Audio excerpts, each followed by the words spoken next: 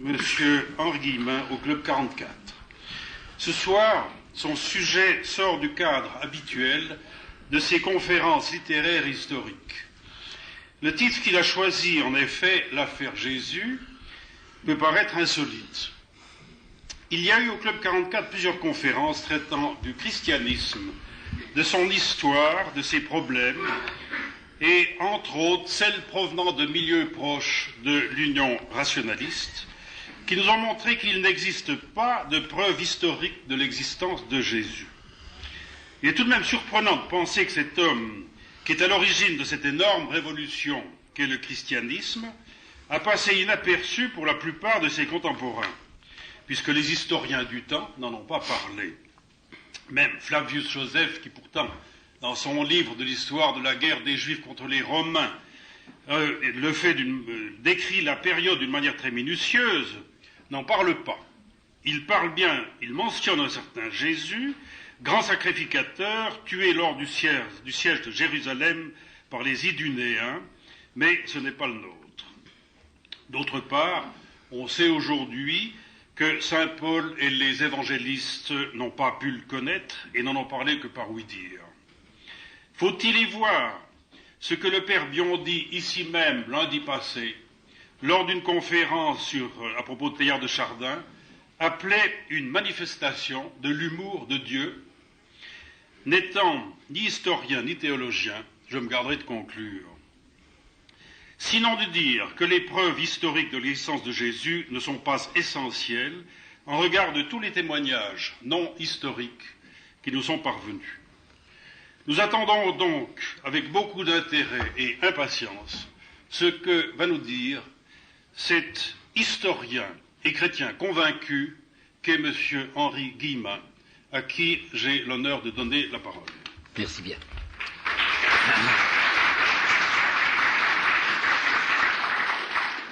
On ne vous a pas dit, et j'avais cependant désiré que l'on le dise, qu'il n'y aura pas de débat.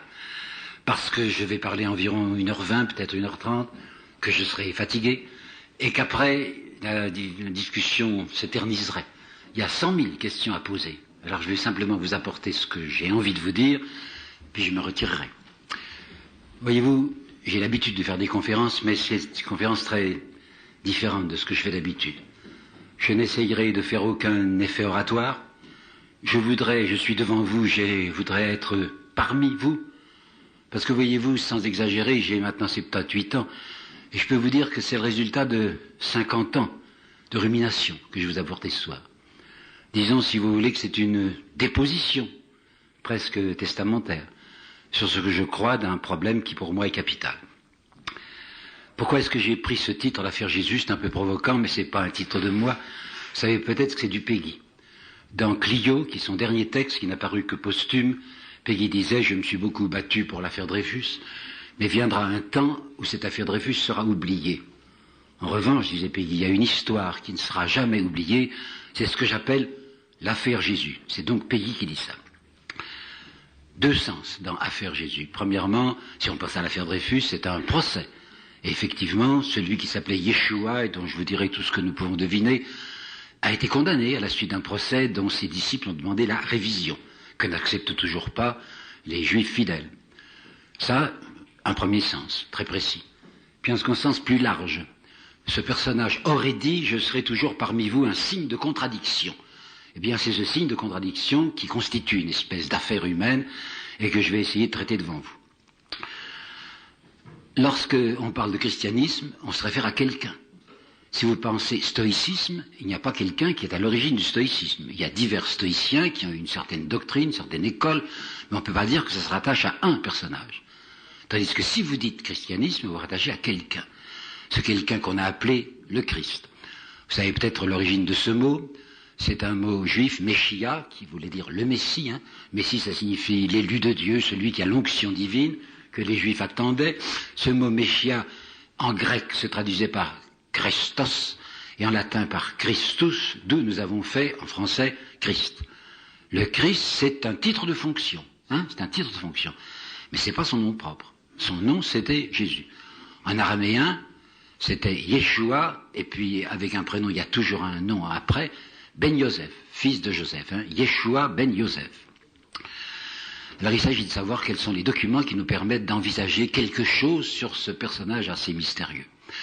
Ça s'appelle exégèse. Quels sont les documents? Nos documents sont avant tout les évangiles. Ces évangiles sont au nombre de 4. Je veux dire qu'il n'y en a que 4 qu'on a retenus pour déclarer qu'ils étaient canoniques, ça veut dire selon la règle. C'est vers le IIIe siècle que l'Église, qui s'était déjà constituée, a dit voici les 4 documents que nous considérons comme essentiels, écartant ceux qu'on a appelés les apocryphes, et qu'on en a écartés parce qu'ils étaient, semble-t-il, trop pleins de légendes. Nous allons voir dans quelle mesure la légende ne s'est pas introduite dans nos canoniques. Ils sont donc 4, ces canoniques, vous savez très bien, c'est Marc, c'est Matthieu, c'est Luc et c'est Jean.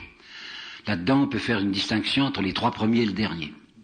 Les 3 premiers, c'est-à-dire Marc, Matthieu et Luc, on les appelle les synoptiques, qui signifie qu'on peut embrasser du même regard, ou qui ont à peu près la même perspective sur ce qu'ils racontent, avec des divergences dont nous parlons tout à l'heure, mais enfin, ça fait une unité. Et puis, à part, et tout à fait à part, il y a l'évangile de Jean, qui est moins un récit qu'un commentaire. Date, les historiens s'accordent maintenant pour dire à peu près tous que les synoptiques ont été écrits entre 65, c'est-à-dire au moins 30 ans après la mort du personnage, entre 65 et 85. Quant à l'évangile dit de Jean, qui n'est pas forcément de Jean, d'un milieu johannique si vous voulez, il serait des toutes dernières années du 1er siècle, c'est-à-dire entre 90 et 100.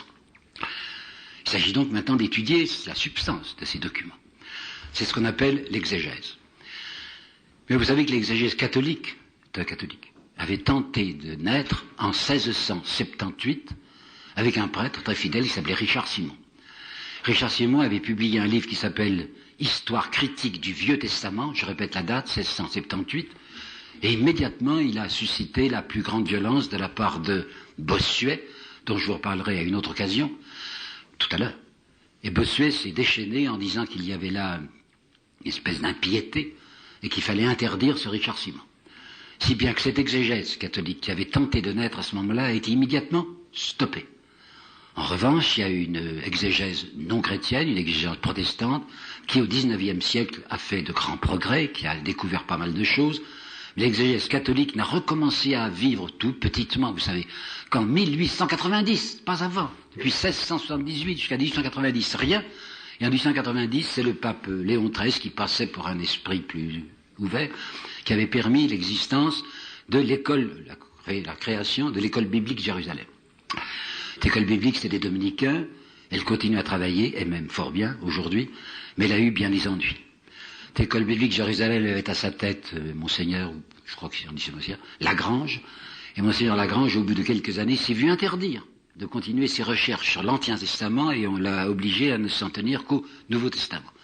Puis est arrivé 1907, la crise du modernisme, et vous savez qu'avec le modernisme et le pape Pie X, il a été imposé, je dis bien imposé aux catholiques, de considérer que tous les textes bibliques, qu'ils soient bibliques ou évangéliques, ce sont des textes directement inspirés par Dieu jusqu'à la dernière virgule, et qu'on n'a pas le droit d'y apporter la moindre retouche.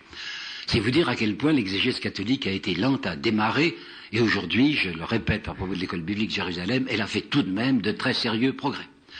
Et là, je voudrais, si vous me permettez, une citation de Jean-Jacques Rousseau, à laquelle j'attache beaucoup de prix, où Jean-Jacques, dans la profession de foi du vicaire savoyard, dit « En me disant « croyez tout », on m'empêchait de rien croire ».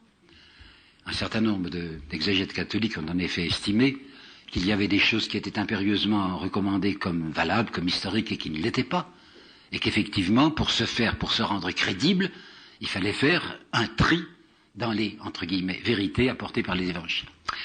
Alors on s'est mis à étudier enfin d'une manière sérieuse ce que c'était que ces évangiles. On a fait de la critique historique sur ces textes évangéliques. Qu'est-ce que c'était? Avant tout, voyez-vous, c'était des aides-mémoires. Lorsque la génération qui avait connu Yeshua ben Yosef disparaissait par la mort, que cette génération s'en allait, quoi, ces gens étaient pleins de substance, enfin pleins d'élan, et ils voulaient laisser à la génération suivante l'essentiel de ce qu'ils avaient, eux, recueilli. Par conséquent, ils se sont mis à rédiger des textes à l'intention de ceux qui n'avaient pas connu directement le Christ comme eux l'avaient fait. C'est ce qu'on appelle la première tradition. Et nos évangiles canoniques, tels que nous connaissons aujourd'hui, ont ce que l'école biblique de Jérusalem appelle, d'une manière que je trouve très juste, une considérable préhistoire. Avant d'exister sous la forme que nous connaissons, il y avait eu précédemment beaucoup d'autres textes. Et Luc, dans la première phrase de son évangile, y fait allusion. Polloi, dit-il en grec, vous savez, qui veut dire beaucoup. Beaucoup se sont efforcés avant moi de vous raconter des choses sur le Christ. J'ai à mon tour essayé de. Polloi. Et la preuve qu'il y a des textes qui sont aujourd'hui disparus et qui étaient des recueils soit de faits, soit de phrases, soit de paroles prononcées par le Christ, antérieures à nos canoniques, la preuve se trouve dans plusieurs pères, en particulier paraît-il Eusèbe, qui font des citations du Christ, lesquelles citations sont absentes de nos évangiles canoniques. Donc, au IIe ou au IIIe siècle, les pères de l'Église avaient encore sous les yeux des textes aujourd'hui disparus qui étaient vraisemblablement des recueils de logia. Logia, ça veut dire parole, veut dire phrase. Et vous savez peut-être qu'en 1945, on a retrouvé dans les sables de Nag Hammadi, qui est en Haute-Égypte, un texte qui semble bien faire partie de ces premiers recueils. On a appelé ça l'évangile de Thomas, ça s'appelait comme ça dans le texte même, c'est écrit en copte. Cet évangile de Thomas comprend 119 phrases, 119 logias du Christ, dont certaines se retrouvent dans les évangiles canoniques et dont d'autres sont nouvelles.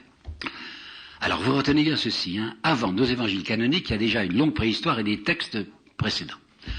Et les évangiles canoniques eux-mêmes, qu'est-ce que c'est? Je viens de vous le dire, c'est des aides-mémoires qui sans doute ont été précédés eux-mêmes de textes rédigés, l'un peut-être par Marc, on appelle ça en allemand Ur Marcus, enfin le Marc antérieur. De même que Matthieu, semble-t-il, il y a eu auparavant un Matthieu araméen, car notre Matthieu aujourd'hui est en grec, mais il y a eu auparavant un Matthieu en araméen. Toujours est-il qu'avant nos textes canoniques, il est vraisemblable qu'il y avait des versions antérieures. Ce qu'il faut bien comprendre, dont il faut se rendre compte tout de suite, lorsqu'on a sous les yeux ces textes, c'est que ce sont des textes situés et datés. Situés, ils ont été écrits en Palestine ou peut-être dans la région d'Éphèse pour celui de Jean. Et datés, je veux dire qu'ils sont d'un âge mythologique, je dis bien un âge mythologique, où la terre a été considérée comme plate, où les étoiles étaient des luminaires décoratifs, pas plus, et où les histoires de songes prémonitoires, ou de voix célestes, ou d'interventions d'anges étaient monnaie courante. Nous sommes donc en présence de textes rédigés par des gens qui croyaient à des choses qui sont aujourd'hui pour nous incroyables. Et une transmission orale s'accompagne forcément de grossissements et de merveilleux. Il y a un livre extrêmement catholique, vous savez, qui ne sera pas condamné, qui est paru l'année dernière à Paris, d'un nommé Charles Perrault, qui est professeur d'exégèse à l'Institut catholique de Paris. Eh bien, c'est ce Charles Perrault qui ose écrire, dans ce livre dont je vous répète, il est absolument orthodoxe, enfin, il oserait écrire, il y a eu un déferlement de merveilleux. Je dis bien, un déferlement de merveilleux, c'est-à-dire qu'on a ajouté toutes sortes de choses de plus en plus séduisantes qui parlaient à l'imagination et des grossissements. Regardez par exemple comme on voit deux multiplications des pains. Regardez ce qui va se passer entre Marc et entre Matthieu, qui doivent avoir une certaine distance entre les deux, pour les phénomènes qui auraient accompagné la mort du Christ. Si vous lisez Marc, il s'agit simplement du voile du temple qui se déchire et d'obscurité qui se répandent sur la terre. Mais si vous regardez Matthieu, pour le même événement, ça ne lui suffit pas que le voile du temple soit déchiré, ça ne lui suffit pas qu'il y ait eu des ténèbres, il y a eu un séisme, il y a eu un tremblement de terre, et même, dit-il, des tombes de saints, des tombes de saints, s'ouvrir, et on a vu des ressuscités, des saints ressuscités qui se promenaient dans les rues de Jérusalem. Vous voyez donc qu'il y avait eu des grossissements presque inévitables, et nous sommes obligés d'être très critiques, d'être très prudents à l'égard de ces textes-là. D'autre part, il est à peu près certain, il est évident, il est reconnu aujourd'hui, qu'il y a eu des influences étrangères qui se sont exercées sur les rédacteurs des évangiles. Ainsi, j'ai appris, je vous répète ce que j'ai lu dans les livres, que l'histoire que vous connaissez très bien du mauvais riche qui est dans l'enfer et qui s'adresse à ce pauvre qu'il a négligé et qui est maintenant auprès du Père, et il lui demande d'intervenir, ça vient, paraît-il, du folklore égyptien. L'histoire du stataire, la pièce d'argent, vous savez, qui se trouve dans la bouche du poisson, que vous trouvez dans l'Évangile, est une légende qui courait l'Orient, qui touchait le Proche-Orient à ce moment-là. Il y a eu des emprunts qui ont été faits par les chrétiens eux-mêmes aux religions voisines. Vous savez bien qu'au IVe siècle, on a choisi une certaine date pour la naissance du Christ, dont on ignorait la date, et qu'on a emprunté ça à la religion de Mithra. Mithra avait le 25 décembre, c'est-à-dire le solstice d'hiver, une grande fête qui était une fête solaire. Et bien les chrétiens qui désiraient faire des adeptes parmi les mitraïstes ont dit pourquoi pas. Alors on a décidé que Noël, c'est-à-dire que la naissance du Christ, serait le 25 décembre, c'est-à-dire une fête mitraïque. D'autre part, si vous regardez aussi le contenu de nos évangiles, vous vous apercevez qu'ils sont assez différents selon l'optique qu'a choisi celui qui le rédige et selon le milieu auquel il s'adresse. Regardez Matthieu, par exemple. Si vous regardez bien le texte de Matthieu, vous vous apercevez que c'est un homme qui travaille dans un milieu hébraïque. La grande préoccupation de Matthieu, c'est d'expliquer à ceux qui l'écoutent, c'est-à-dire des Hébreux, enfin des Juifs, que Jésus est véritablement le Messie. Alors il va s'acharner, je dis bien s'acharner, à montrer dans Jésus un nouveau Moïse. C'est uniquement chez Matthieu, attention, c'est uniquement chez Matthieu que vous entendez parler de ce fameux massacre des innocents dont on n'a jamais trouvé aucune preuve historique. Mais pourquoi? Parce que de même que Moïse avait échappé à un massacre organisé par le Pharaon et avait été sauvé dans ce berceau flottant que vous savez, de même Jésus a été sauvé du massacre organisé par Hérode dont il n'a jamais été question ailleurs. Moïse était venu d'Égypte. Alors il est très important de prétendre que les parents de Jésus l'avaient transporté en Égypte et qu'il est revenu d'Égypte, et c'est à ce moment-là qu'il a pu commencer sa prédication. Matthieu est tellement préoccupé d'affirmer qu'il y a des textes dans l'Écriture sainte, dans l'Ancien Testament, qui annoncent la venue de Jésus, qu'il va très fort là-dessus et qu'il répète constamment, comme ça avait été annoncé dans les Évangiles. Or, je vais vous citer là une phrase de l'école biblique de Jérusalem, qui est quelquefois audacieuse, qui dit « Il faut saluer les efforts méritoires de Matthieu pour trouver dans les anciens textes, enfin dans l'Ancien Testament, des annonces précises de la venue du Christ. » Et en particulier, vous savez bien que la meilleure annonce, paraît-il, c'est ce que Matthieu répète et d'autres, c'est le signe de Jonas.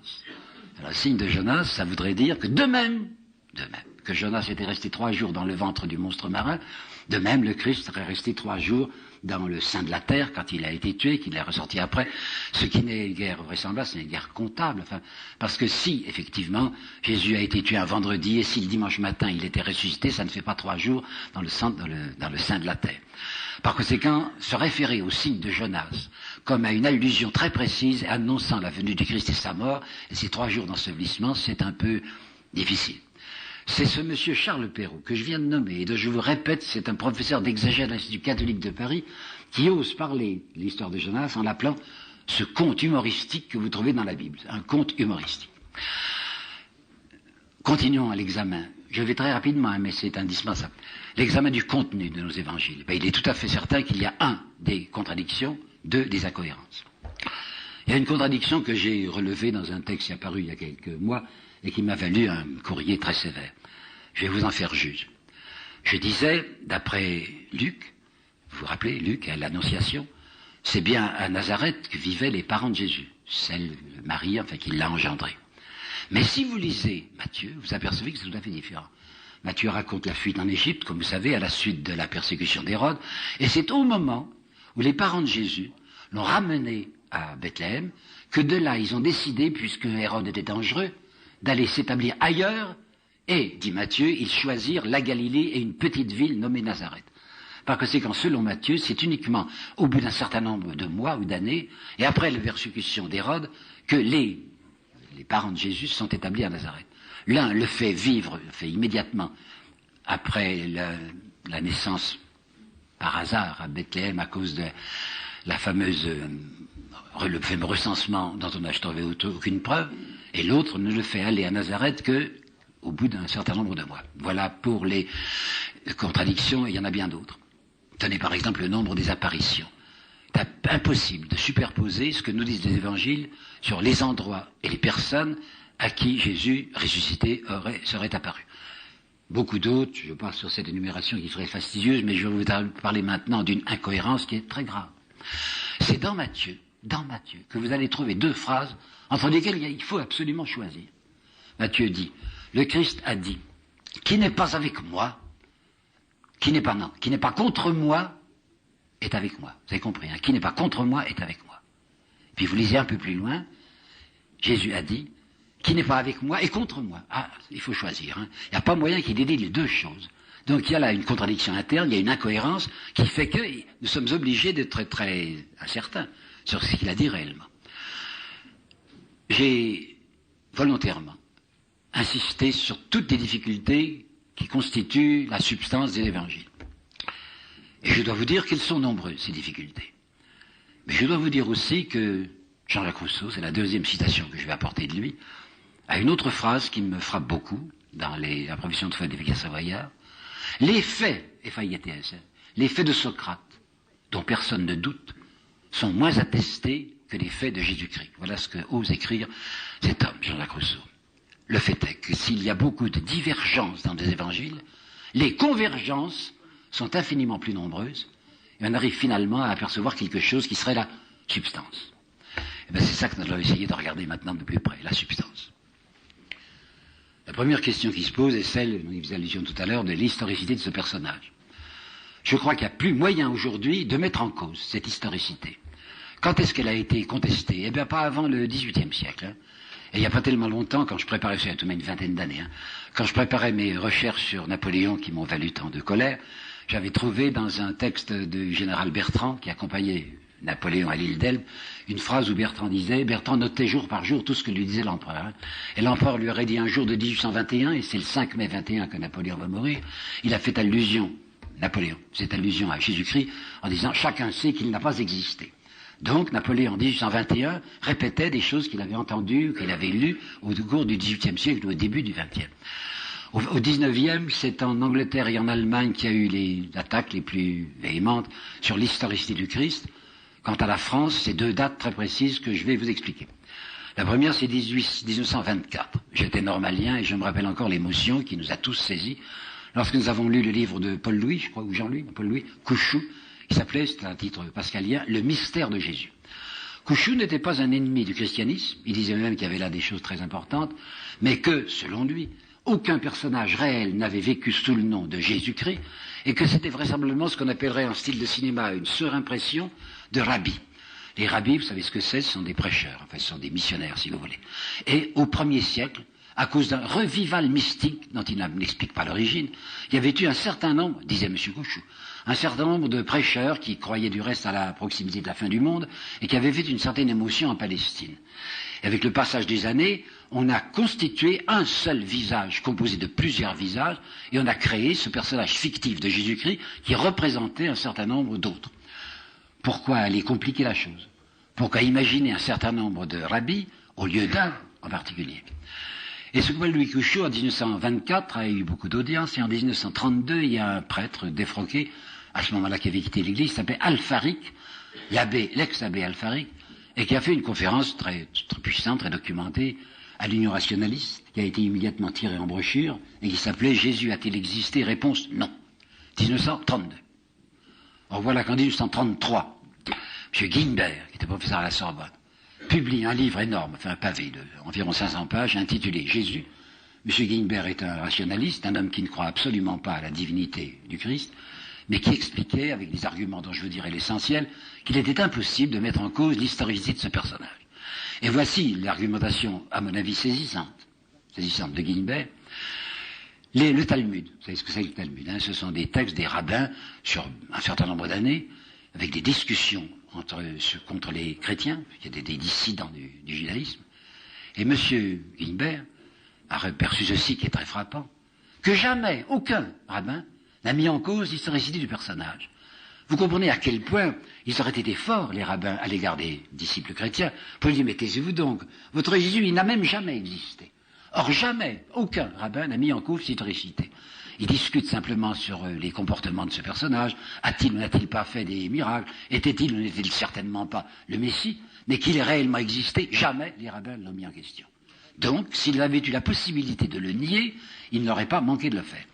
Et c'est cette même année 1933 où paraît à Paris le livre de Guimbert Jésus, que paraît à Jérusalem le livre d'un hébraïsant, enfin juif lui-même, il s'appelait Joseph Klausner, qui était professeur à l'université hébraïque de Jérusalem, et qui publie un livre intitulé La vie de Jésus, la vie de Jésus. Donc ce Klausner, qui n'était pas un rabbin, mais qui était un juif pratiquant, un juif très sérieux, fait un livre où l'historicité du Christ n'est pas en cause. Il y a 3 ans, je crois, il me semble bien me rappeler que c'était en 79, le vendredi saint, à Antenne 2, en France, il y avait eu une discussion religieuse. Et là, j'avais eu la peine de voir un de mes élèves, mes anciens élèves de l'université de Bordeaux, où j'ai enseigné de 38 à 42, s'appelait Gilbert Muri, qui est mort beaucoup trop jeune, qui était catholique lorsque je le connaissais, qui était devenu athée et maoïste, qui ce jour-là, le vendredi saint 79, a pris position tout seul contre l'historicité du Christ. C'est impossible aujourd'hui Et figurez-vous que je viens de lire avec une certaine émotion le livre d'un ex-prêtre aussi, mais que j'aime beaucoup, qui s'appelle l'ex-abbé Jean Massin. Vous savez peut-être que Massin a été prêtre pendant 5 ans, puis il s'est déprétrisé, et il vient de faire un livre de souvenirs très beau qui s'appelle Le Gué de Jabbok. Il y a Jabbok, vous savez, l'endroit où Jacob a combattu avec l'ange. Pourquoi a-t-il choisi ce titre? Disons-le entre parenthèses, si vous voulez. Vous savez peut-être que c'est un infirme, ce malheureux Jean Massin, et qu'il a une jambe qui a été paralysée. Et dans l'histoire de la Bible, la bataille du quai de Jabbok, l'ange qui combat avec Jacob lui a démis la hanche. C'est bien que Jacob est devenu boiteux. Alors il dit, moi aussi j'ai combattu avec l'ange, mais quand je me suis aperçu de ce que représentait ce personnage, qui était la Providence, qui était Jésus, je me suis retourné contre lui. Donc nous avons maintenant devant nous un Jean Massin absolument incroyant et se proclamant athée. Ce même Jean Massin, dans ce livre dont je vous parle, qui est très beau, qui est écrit avec beaucoup de loyauté et de dignité, dit après pas mal d'hésitations et beaucoup de recherches, j'ai conclu qu'il était impossible de mettre en cause l'historicité du Christ. Bon, premier point. Il ne suffit pas de savoir qu'il a existé, il faudrait savoir qui il a été. Et là, évidemment, là, ça commence à être très difficile. Et je dois vous dire qu'il est, à mon avis, impossible d'écrire une vie de Jésus. De faire une biographie de Jésus, c'est impossible, parce qu'on n'a pas assez d'éléments. Je ne sais pas si vous connaissez une phrase très amusante de Proust sur la vie de Jésus de Renan, qui est de 1865, ou 63, peut-être 63. Proust dit, la vie de Jésus de Renan me fait penser à une belle Hélène du christianisme. Vous savez ce qu'il veut dire par là? Pour connaître l'histoire de Troie, de la ville de Troie, enfin de la destruction de Troie, il faut mieux s'adresser à des historiens que s'adresser à Offenbach. Eh bien, c'est Offenbach qui fait penser à Renan. Hein. Alors lui, Proust dit, la vie de Jésus de Renan, c'est la belle Hélène du christianisme. Lucien Febvre, pour lequel j'ai une profonde estime, Lucien Febvre dit, Jésus est une ombre, à peine une ombre incertaine. À peine une ombre incertaine. À mon avis, non. Vous allez voir, je crois tout de même que l'on peut cerner un certain nombre de choses. Premier point, sa naissance, je vous ai dit Bethléem, c'est pas certain. Comme il fallait absolument que le Christ fût de la descendance de David selon les prédications, et comme Bethléem était la ville de David, on a, je le crains, inventé ce recensement dont il n'y a aucune preuve historique pour dire que les parents sont venus, parce que Joseph appartenait à la race, à la maison de David, sont venus se faire inscrire à Bethléem. Peu importe. Mais enfin, c'est incertain. On ne peut pas affirmer qu'il était né à Bethléem. La question que je vais poser maintenant est une question brûlante, mais je suis bien obligé de la traiter. A-t-il ou n'a-t-il eu pas des frères et des sœurs? Vous savez que dans l'Église catholique, il est interdit de dire qu'il a eu des frères et des sœurs parce que la Vierge devait rester toujours vierge, comme on dit. Et qu'après une naissance miraculeuse, il n'était pas question qu'elle mette au monde des enfants par le procédé usuel. Mais malheureusement, il est très difficile d'admettre qu'on nous a dit frère Adelphoï, avec l'idée de cousin. C'est ce qu'on nous affirme. Hein. L'exégèse catholique nous dit, lorsque vous lisez Adelphoï, qui peut se traduire par frère, vous pouvez vous dire, non, Adelphoï était un mot général qui permettait de désigner également des cousins. Un livre apparu à Paris chez Aubier il y a 2 ans, qui est Jésus, les frères et sœurs de Jésus, point d'interrogation, et qui là-dessus apporte un certain nombre de faits qui m'ont frappé, je ne dis pas troublé, mais frappé. Ce monsieur, il s'appelle Jean-Gilles, peut-être un pseudonyme, fait remarquer que si Adelphoï au pluriel, peut signifier frère ou cousin, en revanche, dit ce hébraïsme, cet hellénisant qui semble calé, au féminin, Adelphaï, féminin, n'est jamais employé au sens de cousine, jamais. D'autre part, ce même monsieur fait une observation qui me frappe. Paul, Saint Paul, hein. Lorsque Saint Paul a parlé d'un cousin, c'est dans l'Épître aux Galates, Marc, cousin de Barnabé. Alors il emploie un mot, le mot grec pour désigner cousin, qui est, si je ne me trompe pas, anepsios. Mais quand le même Paul parle de Jacques, frère du Seigneur, alors il emploie le mot adelphos. Je vous prie de noter également, ça me paraît très très important, que Paul, dont les premiers textes sont d'environ 50 ou 52, peut-être plus tard, donc très antérieurs à nos évangiles. Hein. Je viens de vous dire que le premier évangile, qui est probablement celui de Marc, doit être de 65, précédé d'un Ur Marcus. Mais nous avons des textes antérieurs, puisque Paul écrit vers 52-54. Eh bien, Paul dit, Jésus, né d'une femme, en grec, gouné. Alors, vous savez très bien que, si elle avait voulu dire une vierge, il aurait mis parthénos. Non, il dit gouné. Il n'y a pas seulement ça. Il dit, et par la chair, selon la chair, c'est son texte, hein, selon la chair, Jésus est de la maison de David.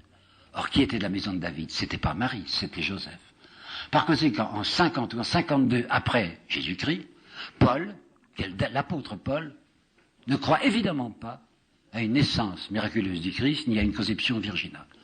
Et il semble aujourd'hui établi que l'idée de la conception virginale, l'idée de cette naissance miraculeuse, n'apparaît que dans les dernières années du 1er siècle. Mais il est très important de savoir que l'apôtre Paul ne le croyait pas. Bon, alors ça, c'est les deux premières choses que je vais vous dire. Naissance contestée à Bethléem, et à mon sens, certitude qu'il avait des frères et des sœurs. Quant à la naissance miraculeuse, je ne me prononce pas, mais je vous apporte simplement les textes que je viens de vous dire de Paul. Certitude, semble-t-il, qu'il était charpentier, puisque deux textes le disent, et pourquoi pas, et qu'il a vécu jusque vers sa 30e année, d'après Luc, jusqu'à vers sa 30e année, très tranquillement, à la ville de Nazareth, artisan local. Puis voilà que cette année-là, envers ses 30 ans, se produit un fait bouleversant pour lui. Il entend parler de quelque chose qui se passe au bord du Jourdain de la part de quelqu'un qui s'appelle Yochanan, Yochanan que nous appelons Jean le Baptiste. Il semble que ce Jean le Baptiste était de sa parenté. Et le bruit courait, qu'il se produisait des choses au bord du Jourdain, que les foules s'y précipitaient, et que Jean organisait un baptême, il plongeait les gens dans le Jourdain, en leur disant « Repentez-vous, car la fin du monde est imminente ». Eh bien, il semble y avoir une certitude, il y est allé. Yeshua ben Yosef va voir ce qui se passe au bord du Jourdain. Et d'après le texte, quand il se présente auprès de Jean et qu'il demande à son tour à être purifié, car c'est un baptême de purification, Jean lui dit, mais non, je te connais, tu n'as pas besoin de purification. Au contraire, Jean aurait même dit, c'est moi qui ne suis pas digne de dénier le cordon de sa chaussure, mais ce n'est pas certain. Toujours est-il qu'il y a une opposition de la part de Jean le Baptiste qui dit, non, pas vous, pas toi. Et Jésus exige. Donc Jésus va se soumettre à un baptême de purification. Et il semble également incontestable qu'un déclic à ce moment-là se produit en lui. Puisqu'il semble, c'est même certain, qu'à partir de cette date, après une retraite au désert, comme on dit, enfin 40 jours, je ne sais pas, il va opérer une rupture dans son existence. Jusqu'à présent, qu'est-ce qu'il était? Il a un artisan local, il avait peut-être des commandes, enfin, de charpentier. Et tout à coup, il décide de ne pas rentrer. Il ne va pas rentrer chez lui. Il va se transformer en un rabbi errant, en un missionnaire, enfin, qui va aller à droite et gauche en Palestine, disant ce qu'il estimait être la vérité. Donc, il s'est produit, après son entrevue avec Jean et après son baptême, quelque chose de considérable dans sa vie intérieure, que l'organisation rédactionnelle des évangiles transforme en une voix qui serait élevée au moment où il est sorti de l'eau. Une voix est venue du ciel pour lui dire « Ceci est mon fils bien-aimé en qui j'ai mis toutes mes complaisances » et il y aura eu même une colombe significative qui s'est venue sur sa tête. Ce qui signifie que quelque chose de très important s'est produit en lui et qui décide à ce moment-là de changer de vie et de se consacrer à la prédication de ce qu'il estimait être la vérité. Où va-t-il aller? D'abord dans son pays, il va aller en Galilée. Il va aller à Nazareth. Et là, c'est très intéressant de se reporter à ce que nous dit Marc. Et laissez-moi faire une parenthèse sur l'intérêt extrême de ce document de Marc. Vous savez qui est Marc? Marc, semble-t-il, c'est quelqu'un qui savait bien le latin, qui a accompagné à Rome Pierre, qui ne savait pas le latin. Pierre savait l'hébreu et le grec. Et il avait comme traducteur, interprète, si vous voulez, il avait ce Marc. Et Marc a écrit un évangile d'après les souvenirs que Pierre lui avait laissés. Eh bien, Marc a ceci de particulier que son évangile risque des détails non apologétiques. J'entends par là je vais vous en apporter deux détails qui ne servent pas à présenter le Christ comme le Messie. Des détails concrets qu'il avait observés. Et c'est lui qui dit, c'est Marc qui dit, et il est le seul à le dire, que lorsque Jésus est allé à Nazareth pour faire sa prédication dans sa ville, vous savez ce qui s'est passé, Les siens même, vous entendez, les siens, sa famille, ses frères, ses sœurs, ou ses cousins et cousines, estimaient qu'il avait perdu le sens, c'est le mot, qu'il était devenu fou, et qu'il fallait le bâillonner, qu'il fallait l'empêcher de parler. C'est Marc qui dit ça. C'est le même Marc qui nous dit, puisque je vous rapporte ici ce qu'il y a de moins apologétique, c'est lui seul qui nous raconte que lorsque la guérison d'un premier aveugle, il en aurait guéri plusieurs, se produisit, une fois que Jésus lui eut craché, c'est le mot, il eut craché sur le globe oculaire, et qu'il lui a passé les mains sur ce globe oculaire, l'aveugle a dit, oui, mais je vois comme des arbres qui marchent. Alors Jésus s'y a repris, a recommencé, c'est la seconde opération, et qu'il a réussi son miracle. Donc c'est Paul qui va aller assez loin pour nous dire qu'il n'avait pas été capable tout de suite de réaliser son miracle. Mais je ferme ma parenthèse, pour dire simplement, nous en sommes là, Jésus a décidé de rompre avec son organisation précédente, et le voilà qui est en Palestine. Ça ne marche pas du tout à Nazareth, au point qu'on veut le faire arrêter. Même Luc ira beaucoup plus loin, mais je vous en parlerai tout à l'heure, parlant d'une tentative d'assassinat sur sa personne. D'autre part, vous savez ce qui était arrivé à Jean-Baptiste. Jean-Baptiste avait été mis à mort. qui est mis à mort par Hérode Antipas. Hein. Hérode Antipas, c'est le fils du fameux grand Hérode qui, lui, avait organisé, paraît-il, le massacre des innocents. Hérode Antipas, qui n'était pas un méchant homme, je crois, et qui n'avait pas du tout l'intention de tuer ce Jean-Baptiste, avait été obligé de le tuer pour les exigences de sa femme. Vous savez qu'il avait épousé sa belle-sœur, ce qui paraissait un scandale, et que Jean-Baptiste avait condamné ce mariage, et que c'est la belle-sœur qui a exigé, enfin la femme quoi, a exigé de Hérode qu'il tuât ce qui lui a coûté, je crois, qu'il tuât Jean-Baptiste. Alors comme on disait que ce Yeshua avait pris la suite de Jean-Baptiste, ça fait qu'il exprimait des choses que Jean-Baptiste avait déjà exprimées, mais qu'il les exprimait mieux, et dans une forme nouvelle, les disciples ont dit à Jésus, attention, restez en Galilée, dont Antipas était le tétrarque, vous allez risquer votre vie. Et à ce moment-là, pour sa sûreté personnelle, parce que selon lui, le moment n'était pas venu, il va quitter la Galilée pour se protéger. Est-ce qu'il est allé d'abord là et ensuite là, je n'en sais rien, mais il est allé dans deux endroits qui sont très différents de la Galilée. Il y a des textes de lui, des textes parlant de ce qu'il a fait entre Tyr et Sidon, ça c'est la côte méditerranéenne, hein, donc c'est à l'ouest. Et ce qu'il a fait aussi en Ithurée et en Décapole, c'est-à-dire au nord-est. Donc quittant la Galilée, il est allé, soit au début, soit ensuite, je n'en sais rien, il est allé certainement d'abord au bord de la Méditerranée, puis il est allé en Ithurée. Et enfin, le voilà qui va se décider à monter à Jérusalem, sachant, quand il monte à Jérusalem, qu'il risque sa vie. Et là se pose une question. Était-ce la première fois qu'il allait à Jérusalem?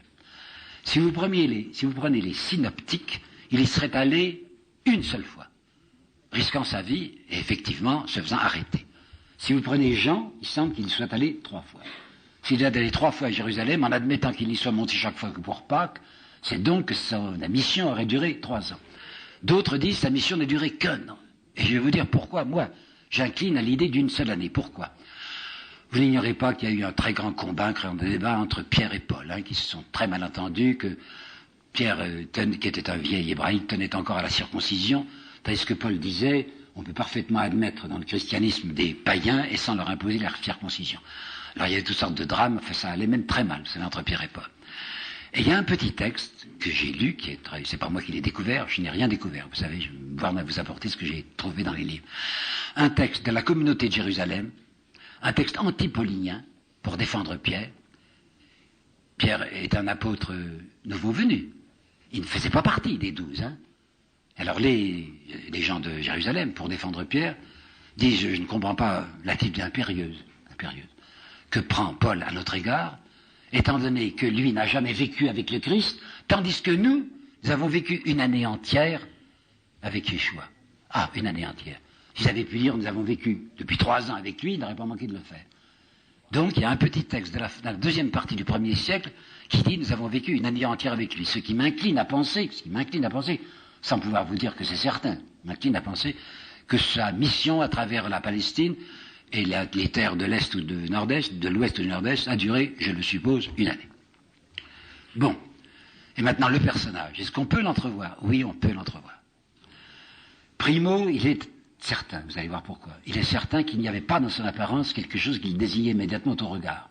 Preuve, lorsqu'on a décidé de le faire arrêter, il a fallu qu'on s'adresse à quelqu'un qui s'appelait Judas, et qui lui s'est proposé pour le faire reconnaître, en disant, c'est celui à qui je donnerai un baiser qu'il faudra arrêter. Or, s'il avait eu une stature particulière, si immédiatement, s'approchant du groupe où il était, on l'avait reconnu comme étant le chef, il n'avait pas besoin d'être désigné au sbire. Donc, c'est qu'il n'y avait rien dans son apparence extérieure qui le désignait d'une manière particulière. Ni un visage, il est vrai que c'est de l'obscurité, hein, ni un visage particulier, j'en sais rien, certainement pas une stature particulière. Chance, pour qu'il ait eu une très forte poitrine, puisqu'à ce moment-là, il n'y avait pas de haut-parleur, et qu'il arrivait à se faire entendre de foule. Donc c'est un homme qui devait avoir une puissante poitrine et une voix forte. Certitude aussi, ça je ne vais pas trop fort, hein. Certitude que sortait de lui ce qu'on appelle aujourd'hui un charisme. Ça veut dire qu'il y avait un rayonnement, quoi, comme des ondes qui partaient de lui. Sans ça, il n'y aurait pas eu cette commotion autour du personnage. Alors disons donc que vraisemblablement son apparence n'avait rien d'étonnant, que sa voix était forte et que sortait de lui je ne sais quelle lumière, un rayonnement. Deuxièmement, pardonnez-moi la brutalité de ce que je vais vous dire. Le concile de... le nom est Chalcédoine, dit c'était un vrai Dieu et un vrai homme. Attention, c'était vraiment un véritable homme. Par conséquent, il était soumis à nos contraintes physiologiques. Et 2 fois dans l'évangile de Matthieu, 2 fois, il est question carrément, et de la manière la plus simple, de la bouche du Christ du sort de nos digestions. Vous savez sans doute qu'il s'oppose à certains textes des pharisiens disant qu'il y a des aliments purs et aliments impurs. Il n'y a pas d'aliments purs et d'aliments impurs. Ce qui est impur, c'est qui sort du corps de l'homme, de la bouche de l'homme. Ça, c'est impur quand c'est des méchancetés. Le reste, dit-il, va au lieu des anges. Bon. Alors vous avez cette première affirmation, représentez-vous-le comme un être soumis à toutes nos contraintes physiologiques. Qu'est-ce qu'on peut encore deviner d'après ces paroles? C'est un oriental. C'est un oriental qui a le goût des paroles brutales, le goût de ce que j'appellerais l'hyperbole, de l'emphase peut-être, de l'exagération, qui a un goût de la démesure et du paradoxe. Je vais vous en donner des preuves. Des preuves qui sont très courantes et qui m'ont épaté quand j'en ai pris conscience.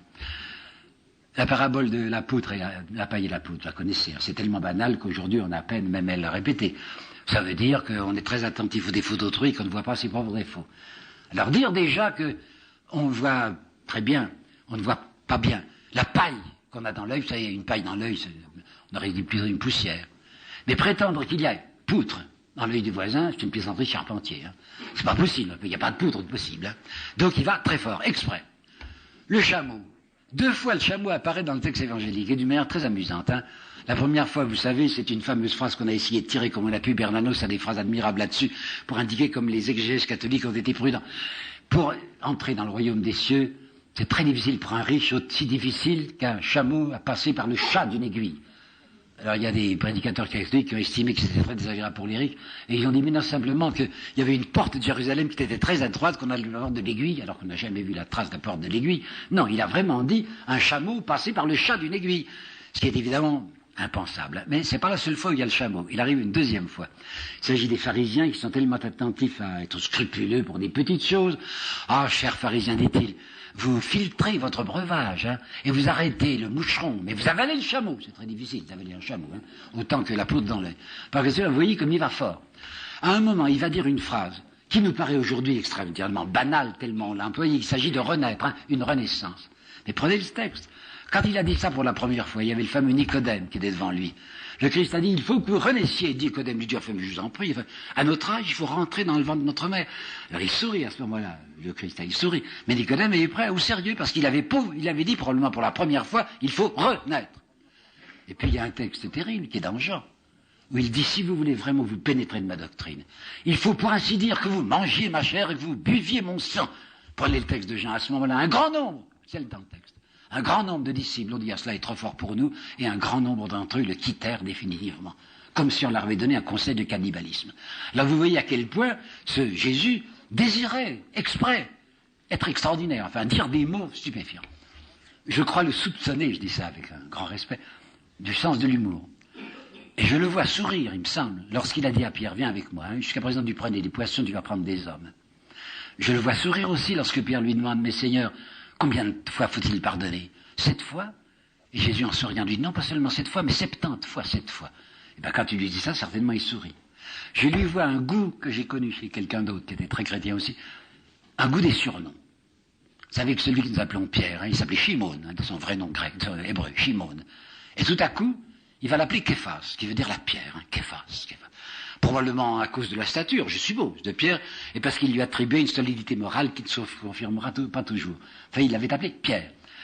Jean et Jacques, prenez le texte, hein, il va les appeler Boanerges. Et heureusement, il nous apporte une traduction. Boanerges signifie les fils du tonnerre. Je suppose que ces 2 disciples étaient particulièrement agités et pétulants, les fils du tonnerre. Donc, un goût de l'humour, un goût du sourire chez lui. Une partialité. À plusieurs reprises, je sais bien que c'est dans le même évangile, qui est de Jean, l'histoire de Jésus avait un disciple préféré. Les 11 autres ne devaient pas être très contents. Ben, il l'a fait parce que c'était un homme qu'il avait préféré un disciple parmi les autres. Violent. Ah oui, violent. Violent en parole et violent en acte. Violent en parole, par exemple, à l'égard des pharisiens, je vous en parlerai tout à l'heure, et à l'exemple de 2 petites villes, Capharnaüm et je ne sais plus quoi, qu'il avait mal reçu, il avait prononcé des paroles d'anathème très dures à l'égard de ces villes qui ne l'avaient pas accueilli. Quant à la violence physique, vous savez ce qu'il va faire, c'est dans le texte de Jean, je crois, où saisissant un paquet de cordes, le mot est denté, un paquet de cordes, il s'en est servi comme d'un fouet, et qui s'est mis à renverser les tables des changeurs dans la cour sur le parvis, du temple. Donc, une violence. je vais de plus en plus loin, hein. S'il était un vrai homme, il était comme nous sans doute sujet à l'erreur. Et je crois qu'il s'est trompé. Parce qu'à plusieurs reprises, il annonce la fin du monde comme imminente. Puisqu'il dit, vous tous qui m'entendez, eh bien, la fin du monde viendra avant que cette génération ne soit éteinte. Et je sais bien qu'il y a des exégèses qui disent, mais non, enfin, on a fait une confusion. Il voyait dans l'avenir, il savait la destruction de Jérusalem. Effectivement, la destruction de Jérusalem a eu lieu par Titus en 70, c'est-à-dire quelques années après la mort du Christ. Mais si vous reprenez les textes, et si vous les superposez, ils sont absolument d'accord pour dire, alors les étoiles tomberont du ciel, alors le soleil s'obscurcira. Et ça dit donc bien, non pas de la destruction de Jérusalem, mais de la fin du monde. Ces étoiles qui étaient les luminaires dont je vous ai parlé vont tomber sur la terre. Donc il est certain que ce Yeshua croyait profondément à l'imminence de la fin du monde qui ne s'est pas produite. Je vais encore plus loin, je ne veux scandaliser personne, mais je voudrais dire les choses telles que je les vois. Il a fait usage, quand il l'a jugé nécessaire, comment dirais-je, pour être bien convenable, d'une inexactitude calculée. Je dis inexactitude calculée parce que je ne veux pas employer le mot de mensonge. Mais prenez le texte de Jean, c'est 7, 11, 12, je crois, ou 12, 21, je ne me rappelle plus. Ses frères, c'est Adelphi, quoi, ses cousins. Entre parenthèses, quand Jean dit, même ses Adelphi, ne croyez pas en lui, hein, ben, si vous êtes obligé de traduire, même ses cousins ne croyaient pas en lui, c'est pas très pertinent, hein, tandis que si vous dites, même ses frères ne croyaient pas en lui, ça c'est plus grave. Donc, ses frères ne croyaient pas en lui et lui disent, nous allons monter à Jérusalem pour la fête des tentes, qui était une fête qui se situait toujours avant Pâques. Hein. Tu es un thaumaturge, mais pas thaumaturge de province. Alors un homme de ta condition qui fait de si remarquables miracles, il faut que tu viennes faire tes numéros à Jérusalem. Et le Christ répond, montez à Jérusalem si vous voulez, quant à moi je n'y vais pas. Quant à moi je n'y vais pas. Prenez le texte, et lorsque ses frères furent partis, il monta quand même à Jérusalem, mais clandestinement. Donc il a annoncé là le contraire de ce qu'il avait l'intention de faire. Sexualité.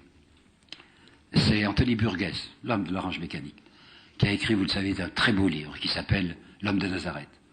Et Burgess pose la question que nous ne pouvons pas ne pas nous poser. Si c'est un homme d'environ 30 ans, 32 ans, quand il a commencé à faire son message, surtout dans ce pays palestinien, un homme de 30 ans qui n'est pas marié, c'est très extraordinaire. Alors Anthony Burgess a fait la proposition suivante, et je ne vois pas sur quoi elle peut s'appuyer.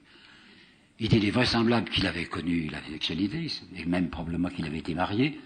Alors il faut admettre ou bien que sa femme était morte, ou bien qu'elle était partie, ou bien qu'il n'avait jamais eu d'enfant. Je trouve que c'est la conjecture la moins fondée qui soit. Et pourquoi ne pas nous appliquer, enfin, au texte que vous lisez, que vous connaissez bien, qu'on n'a jamais controuvé, le Christ de disant, il y a des eunuques qui le sont par la nature, il y en a d'autres qui sont par la main de l'homme, qu'on a rendu eunuques, puis il y a des eunuques volontaires. Eh bien, je crois que ce Christ, qui devait être ce Jésus, qui devait être un religieux, enfin, un hébreu hébraïsant, qui prenait au sérieux sa foi, avait déjà décidé, avant même, tout en étant charpentier, hein, avant même décidé de rompre avec son métier et de devenir un errant, avait déjà décidé de consacrer sa vie à ce qu'il estimait être l'essentiel, c'est-à-dire la prédication de la parole de Dieu. Et que pour ça, il fallait garder intactes toutes ses puissances, refouler ce qu'il pouvait avoir comme pulsion sexuelle, et se vouer entièrement à la prédication. Je crois que c'est ça la meilleure explication possible sur cette, semble-t-il, cette ignorance de la sexualité, ignorance volontaire de la sexualité, qu'a chez Jésus. Bien. Ben maintenant, nous allons arriver à sa mort. Pourquoi et comment l'a-t-on tué? Et qu'est-ce qui s'est passé? Pourquoi? Eh bien, figurez-vous qu'il était arrivé à amasser contre lui une somme de haine énorme. Tout à l'heure, j'ai fait allusion au sien, qui disait, il a perdu l'esprit, il faut l'enfermer, il faut le bâillonner. Pourquoi? Vous savez, c'était une honnête famille. Probablement, c'est de très braves gens, de Nazareth. Et tout d'un coup, il avait compromis la famille. Cette famille estimable avait maintenant quelqu'un qui se conduisait très mal. Quelqu'un qui était parti sur les chemins, qui s'était constitué marginal, qui allait de ville en ville, qui n'avait plus de domicile fixe, qui ne travaillait pas, qui ne vivait que d'aumônes. Eh bien, ces gens étaient indignés. On ne voulait plus entendre parler de cet individu. Mais il n'y avait pas ça seulement. Alors là, c'est plus Marc, c'est Luc. Luc dit que lorsqu'il est allé prêcher à Nazareth, Luc ne parle pas des siens, il dit rien, c'est Marc. Mais Luc parle des gens de Nazareth. Et ils étaient tellement indignés par ce que disait Jésus qu'ils voulurent le précipiter d'un escarpement. Donc ils avaient l'intention de le jeter à bas dans un précipice. Puis le texte est très mystérieux. Cependant, Jésus passa au milieu d'eux et s'en alla. Qu'est-ce qui leur est arrivé? Est-ce que les siens, dont il est question dans Marc, se sont interposés à ce moment-là? Voulait bien qu'on lui interdit la parole, mais pas qu'on le tuât. Peut-être que les gens se sont fait entendre, les siens se sont fait entendre, non, ne le tuez pas tout de même. Ou peut-être que Jésus les a intimidés, que ce lynchage qu'ils préparaient, ils en ont eu crainte, et que, à cause du charisme qui sortait de lui, ils l'ont laissé partir. Je n'en sais rien. Toujours est-il qu'il faut que vous sachiez qu'il y avait une telle haine contre lui qu'on avait songé à le tuer à Nazareth. 1. Les siens et Nazareth. 2. Les notables. Les notables, quoi, les gens bien établis, les gens convenables de la société. Ben, quand ils entendaient Jésus dire, car il l'a dit, semble-t-il, les prostituées entreront avant vous dans le royaume de Dieu, ces gens en étaient indignés. C'est pas possible, enfin, il y a des gens très convenables, des gens respectés, et voilà ce qu'il nous dit. Et vous connaissez la fameuse histoire, mais il faut que vous la réalisiez bien, quand il parle des sépulcres blanchis. Ça veut dire les sépulcres blanchis, c'est ces petits mastabas, vous savez, comme il y en a encore beaucoup en Orient, qui sont bien entretenus, avec de la chaux bien claire, bien blanche à l'extérieur, les gens qui préparent leur tombeau. Et à l'intérieur, dit le Christ, qu'est-ce qu'il y a? Il y a des ossements et de la pourriture. Ben vous, les gens de bien, à l'intérieur de votre cœur, il n'y a que de la pourriture. Vous pensez bien que les notables, enfin les gens convenables, sont fous de rage. Et puis il y a surtout le clergé. Le clergé de Jérusalem, il est anticlérical, le Christ, mais terriblement anticlérical. Il va les attaquer. Rappelez-vous l'histoire du Samaritain, qu'est-ce que c'est? Vous la connaissez, mais laissez-moi vite raconter ça. Vous savez, le texte, un homme descendait, Dieu si ça descend, je suis allé plusieurs fois, ça descend de Jérusalem à Jéricho, puisque Jéricho est au-dessous du niveau de la mer. Alors il y a un homme qui descendait de Jérusalem à Jéricho, il est attaqué par des brigands, il est là couché, saignant, sanglant, dans le fossé, passe un prêtre, puis à ce moment-là se détourne, ça ne me regarde pas. Passe un lévite, c'est un homme qui est encore attaché au temple, ça ne me regarde pas. Et il faut que ce soit un Samaritain qui s'occupe de lui. Vous savez ce que c'était que les Samaritains? Vous ne vous rendez pas compte. Les Samaritains étaient des gens qui étaient considérés comme des hérétiques, et même comme des païens. C'était des gens qui adoraient Dieu au sommet du mont Garizim, mais qui ne voulaient pas aller l'adorer au sommet du mont Sion, qui ne reconnaissaient pas le temple. C'était des gens méprisés, c'était des espèces d'infréquentables, ou de communistes, si vous voulez. Eh bien, Jésus a imaginé que c'est un Samaritain qui, à la différence des curés, à la différence des prêtres, va s'occuper. Bon. Il y a ça. Il y a le fait qu'il les provoque, que Jésus provoque le clergé, en décidant qu'il n'y a pas d'aliments purs et d'aliments impurs, en décidant que le sabbat est fait pour l'homme et non pas l'homme pour le sabbat, et qui carrément va faire des miracles, va opérer des choses, va agir le jour où on ne doit pas agir, c'est-à-dire le jour du sabbat. C'est un hérétique, quoi. Puis il allait beaucoup plus loin, parce qu'il faut bien que vous réfléchissiez à ce qui s'est passé dans l'histoire du temple dont je vous parlais tout à l'heure, lorsqu'il s'est jeté sur l'échangeur. Le jour de Pâques, c'est une immense fête, comme vous savez. Et à ce moment-là, les sacrifices étaient de règle. Ça devait sentir l'abattoir. Alors il y avait quand on était riche, on achetait un bœuf, quand on était moins riche, on achetait un mouton, quand on n'était pas riche du tout, on achetait des oiseaux. Et tout ça, on les sacrifiait. Or, vous pensez bien que le clergé de Jérusalem était intéressé aux opérations. Parce qu'on amenait toutes ces bêtes à vendre, mais le clergé n'acceptait qu'une certaine monnaie, qui est un peu semblable à la monnaie romaine, parce que le clergé était très collaborationniste. Alors il y avait des changeurs qui étaient là pour que les gens qui arrivaient des divers endroits changeassent leur monnaie. Et soyez tranquilles qu'au temple, l'organisation ecclésiastique surveillait ce change. Alors quand Jésus se permet de fracasser les temples des changeurs, qu'on voit la monnaie qui court partout, il est bien évident que les clergés sont furieux. Toucher à l'argent, c'est mortel. Alors on décide à ce moment-là, les prêtres de Jérusalem ont décidé de le tuer. Mais le tuer, c'était pas commode, étant donné que ça n'est pas comme en Galilée. En Galilée, il y a un protectorat, comme disait la France autrefois. Vous savez, quand on n'osait pas dire qu'on avait une colonie, on mettait un protectorat. Alors il y avait le protectorat de Hérode Antipas, qui était en réalité d'entraînement entièrement contrôlé par les Romains. Tandis qu'à Jérusalem, c'était les Romains qui exerçaient le pouvoir direct. Et ils s'étaient réservé le droit de vie ou de mort. Par conséquent, les prêtres de Jérusalem qui veulent tuer le Christ ne peuvent pas le faire eux-mêmes. Il faut qu'ils obtiennent que ce soit l'autorité romaine qui le tue. L'autorité romaine s'en moque, j'essaie d'être là, elle s'en moque complètement, d'une histoire d'hérésie.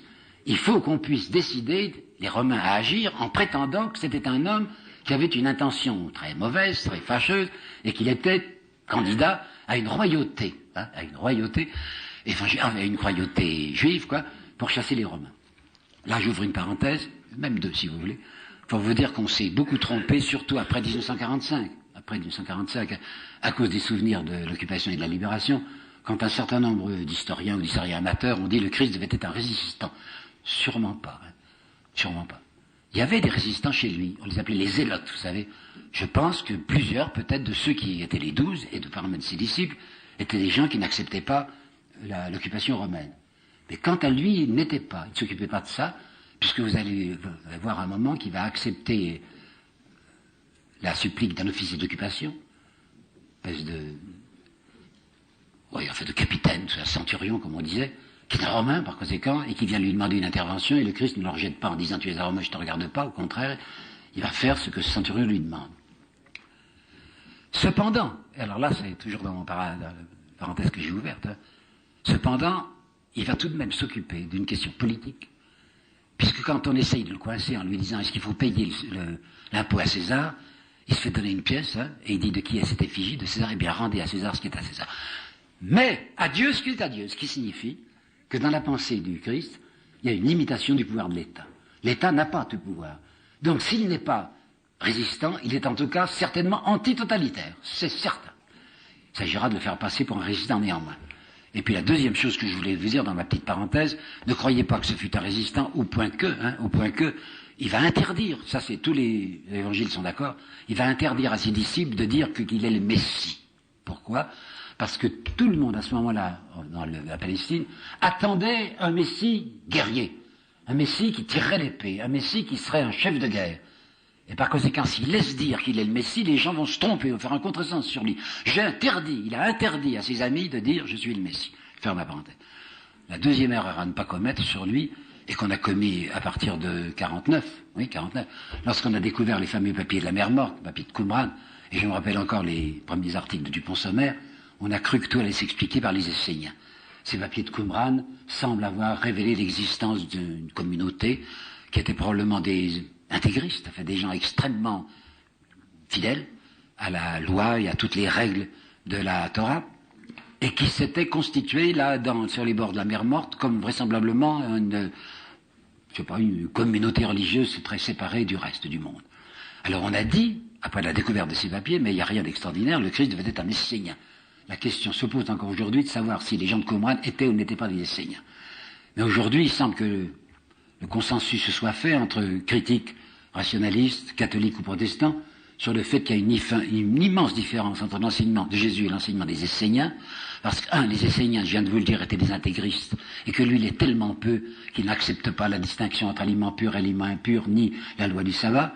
C'est des gens, je viens de vous le dire, qui s'étaient retirés du monde, absolument retirés du monde. Alors que lui ne propose aucunement une vie monastique ou une vie érémitique. Au contraire, il veut être à l'intérieur du monde, dans la vie quotidienne, pour être le levain de cette vie quotidienne. Et enfin, il y a un texte évangélique où il y a ceci. On vous a dit, haïssez vos ennemis. Et moi je vous dis, eh bien c'est dans Perrault que j'ai trouvé ceci. Il n'y a aucun texte, vous entendez bien, il n'y a aucun texte de l'Ancien Testament, qui dit qu'il faut haïr ses ennemis. En revanche, les Esséniens étaient des gens extrêmement intolérants et qui annonçaient en effet la haine de l'ennemi. Il fallait même l'exterminer, l'ennemi. Alors quand Jésus dit « on vous a dit qu'il faut haïr les ennemis », je pense que c'était précisément contre les Esséniens qu'il parlait. Donc il n'est ni un résistant, ni un Essénien. Je referme mes parenthèses et je reviens à l'accusation que le clergé de Jérusalem va diriger contre lui afin d'obtenir la permission de le tuer. Qui dirige Jérusalem ? Eh bien, c'est ce procurateur dont le véritable nom a été préfet, c'est à partir de 41 seulement, de 41, donc après la mort du Christ, qu'on lui a donné le titre de procurateur, et quand Anatole France écrit le procurateur de Judée, il ne se rend pas compte qu'il n'emploie pas le titre qu'il faut, c'est préfet, il faut s'adresser au préfet. Et il se trouve que par bonheur, dans la fête de Pâques, ce préfet qui s'appelait Pontius Pilatus, et qui avait l'habitude de vivre à Césarée, je ne sais pas si vous y êtes allé, Césarée c'est très joli, c'est au bord de la mer, il vivait là habituellement, mais au moment de la fête de Pâques, comme il y avait toujours une grande agitation dans Jérusalem, une foule, et qu'il avait toujours l'impression qu'il fallait tout de même amener des soldats, il était présent.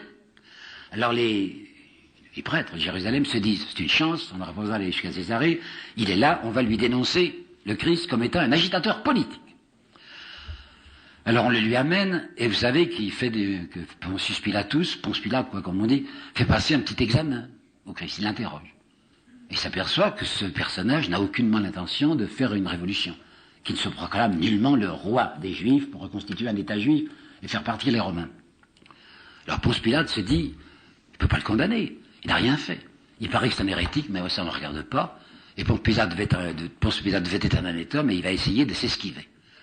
Alors comme il a interrogé Jésus et que Jésus a avoué, enfin on sait qu'il est galiléen, l'idée vient dans la tête de Ponce Pilate de le renvoyer en Galilée, parce qu'en Galilée, c'est le tétrarque dont je vous ai parlé, c'est Hérode Antipas. Et Hérode Antipas est venu, justement, lui aussi, à Jérusalem pour la fête. Alors, sous prétexte de lui faire une courtoisie, Ponce Pilate envoie le Christ à Hérode Antipas en lui disant « c'est un Galiléen, ça vous regarde ». Et Hérode Antipas, qui ne veut pas non plus se compromettre et qui s'aperçoit que le personnage n'est peut-être pas si dangereux que ça, va refiler ce dangereux cadeau, ce cadeau empoisonné qu'on lui fait, et il le fait revenir sous prétexte d'une grande courtoisie et d'un respect à l'égard de l'autorité romaine. Il lui ramène celui dont Ponce Pilate avait essayé de se délivrer. Deuxième, vous savez bien, deuxième tentative de Ponce Pilate, qui c'est pas possible, puis il paraît qu'il y avait sa femme derrière qui dit « tu mets pas dans ce mauvais cas-là ». Enfin, Ponce Pilate va essayer de le sauver, en disant « mais j'ai rien contre lui, il n'a rien fait de mal ». Alors il va demander à la foule de choisir l'homme qu'on va libérer, puisque paraît-il il était de tradition de la fête de Pâques de délivrer un prisonnier, et il va offrir à la foule le choix entre ce Jésus, ex homo, voilà le bonhomme, hein, ex homo, vous savez, et se nommer Barabbas. Attention, en lisant bien pour une 20e fois le texte, j'ai vu Barabbas, c'était un homme qui avait été arrêté pour meurtre au cours d'une émeute. J'ai bien l'impression que Barabbas devait être un zélote, un guerriero, quoi, je suppose, un guerriero. Et si la foule va crier « Non, c'est Barabbas qu'il nous faut délivrer et pas Jésus », c'est peut-être parce que cette foule avait espéré que Jésus entrant à Jérusalem, où il avait été acclamé, vous savez, les palmes, etc., cette foule avait cru acclamer un libérateur. C'était dit, il va nous donner le signal de l'insurrection, et il n'avait pas donné ce signal de l'insurrection. La foule avait été déçue. Alors on peut imaginer, comme je le crois, que le clergé de Jérusalem avait assez d'autorité sur cette foule pour lui faire crier Barabbas plutôt que Jésus, mais je serais assez incliné, moi, à croire qu'il y avait une déception du côté de la foule en disant on a espéré en lui, on s'est trompé. Toujours est-il que la foule criait non, c'est Barabbas qu'il faut nous délivrer. Alors il y a le Ponce Pilate qui est très embêté, vous savez, parce que on lui a désigné quelqu'un comme dangereux pour la souveraineté romaine. Il a un patron, lui, Pontius Pilatus, qui n'est pas seulement Rome, c'est le légat de Syrie. Il dépend du légat de Syrie. Et si jamais il ne fait pas ce qu'on lui demande, c'est-à-dire s'il ne punit pas quelqu'un qui lui est désigné comme un ennemi de César, il se met dans un très mauvais cas à l'égard de son supérieur.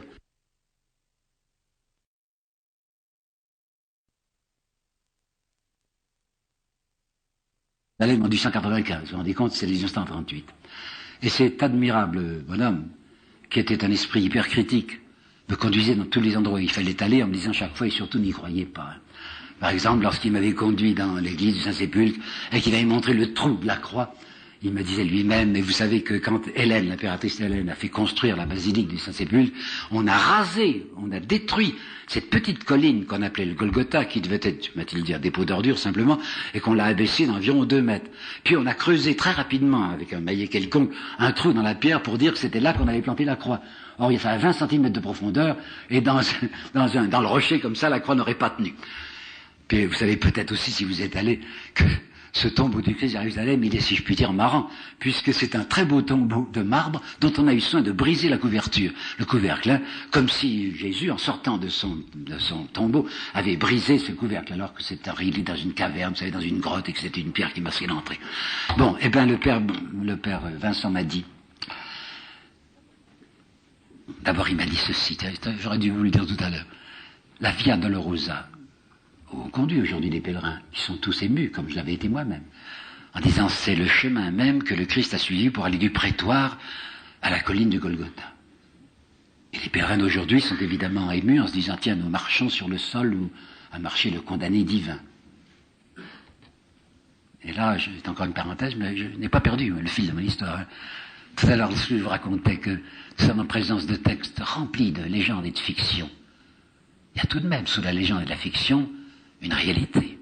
Et bien de même, sous la Via Dolorosa, qui n'existe pas en tant que telle, étant donné, il me disait le père Vincent, que depuis les destructions et reconstructions de Jérusalem, il faudrait creuser à environ 10 mètres sous terre pour arriver à trouver le sol sur lequel sont posés les pas du Christ. Alors, interprétant ça d'une manière abstraite, je vous dirais, de même que sous les textes évangéliques et sous la flux des légendes, il y a tout de même un tuf véritable et qu'on peut retrouver la vérité historique. Et bien maintenant, oublions cette image et revenons simplement à cette idée que la Via Dolorosa n'existe pas, mais qu'il y a sous la terre, à 10 mètres environ, l'endroit où il a véritablement marché. Et bien, me disait le père Vincent, c'était tout à côté, hein. Ce qu'on appelle le Golgotha était tout à côté de la muraille. Il y avait des murs autour de Jérusalem, bien sûr, hein. C'était peut-être à 20 mètres, 30 mètres. Et c'était, semble-t-il, vous allez voir pourquoi, semble-t-il un dépôt d'ordures. Parce que la porte par laquelle le Christ est sorti s'appelait Porta Stercorum, ce qui j'ignorais. Stercorum, ça veut dire les ordures, hein, la porte des ordures. Et que vraisemblablement, les condamnés à mort, ceux qu'on allait jeter sur la croix, on en plantait ces croix, là, tout près de la ville, comme ça, il n'y avait pas beaucoup de parcours à faire pour les soldats, ça embêtait, c'était une corvée. Et c'était sur cette espèce de dépôt d'immondices que le Christ a été immolé. La croix. Il m'a dit aussi, le père Vincent, vous avez vu, et j'en ai vu beaucoup depuis, des westerns, eh bien vous vous rappelez, dans les westerns, il y a toujours ces palissades qui entourent les petits fortins des Américains contre les Sioux. Eh bien de même, les Romains, quand ils avançaient dans le pays barbare, se constituaient des petites forteresses. Et ils mettaient de grands pics, de grands pieux qui avaient environ 5 mètres de haut, qui étaient la barrière contre l'adversaire. Eh bien c'était un pieu de forteresse, mais coupé, on n'avait pas besoin de mettre 5 mètres de haut. On le coupait à environ 2 mètres, et c'était ce pieu énorme qui servait de base à ce qu'on va appeler la croix. Alors là, on le plantait dans la terre, on mettait des cales pour que ça tienne bien, et on clouait une planche pour permettre l'extension des bras de l'homme qu'on allait tuer. C'était pas à l'intérieur de ses mains qu'on allait planter les clous, parce que le poids du corps aurait arraché ses mains, c'était au poignet. Et puis, bien entendu, il était entièrement nu, le condamné qu'on allait tuer. Hein. Alors on lui mettait sous le torse, si vous voulez, une sellette, pour qu'il puisse de temps en temps s'appuyer. Parce que s'il ne pouvait pas s'appuyer, le poids de son corps aurait arraché ses bras. Mais c'est une sellette coupante, hein, elle était comme ça. Si bien que ça lui faisait horriblement mal. Il pouvait se reposer un instant et éviter de tomber, mais ça le déchirait. C'était tellement affreux, me disait le père Vincent, que ça durait pas longtemps, une crucifixion. Des médecins m'ont dit qu'il mourrait d'étouffement, que la position qu'avait le condamné avec ses bras étendus ne lui permettait pas de respirer normalement, et qu'au bout d'une vingtaine de minutes, 25 minutes, maximum une demi-heure, le cœur s'arrêtait par étouffement. D'abord, le Christ semble être mort plus tôt que les autres qui étaient condamnés avec lui, parce qu'il faut penser qu'il avait été brutalisé, flagellé, vous savez bien qu'on lui avait lancé contre lui des fouets avec des pointes de plomb au bout. Il avait tellement perdu de sang que ça n'a pas été nécessaire de lui briser les jambes, puisqu'il était déjà mort au bout d'une vingtaine de minutes.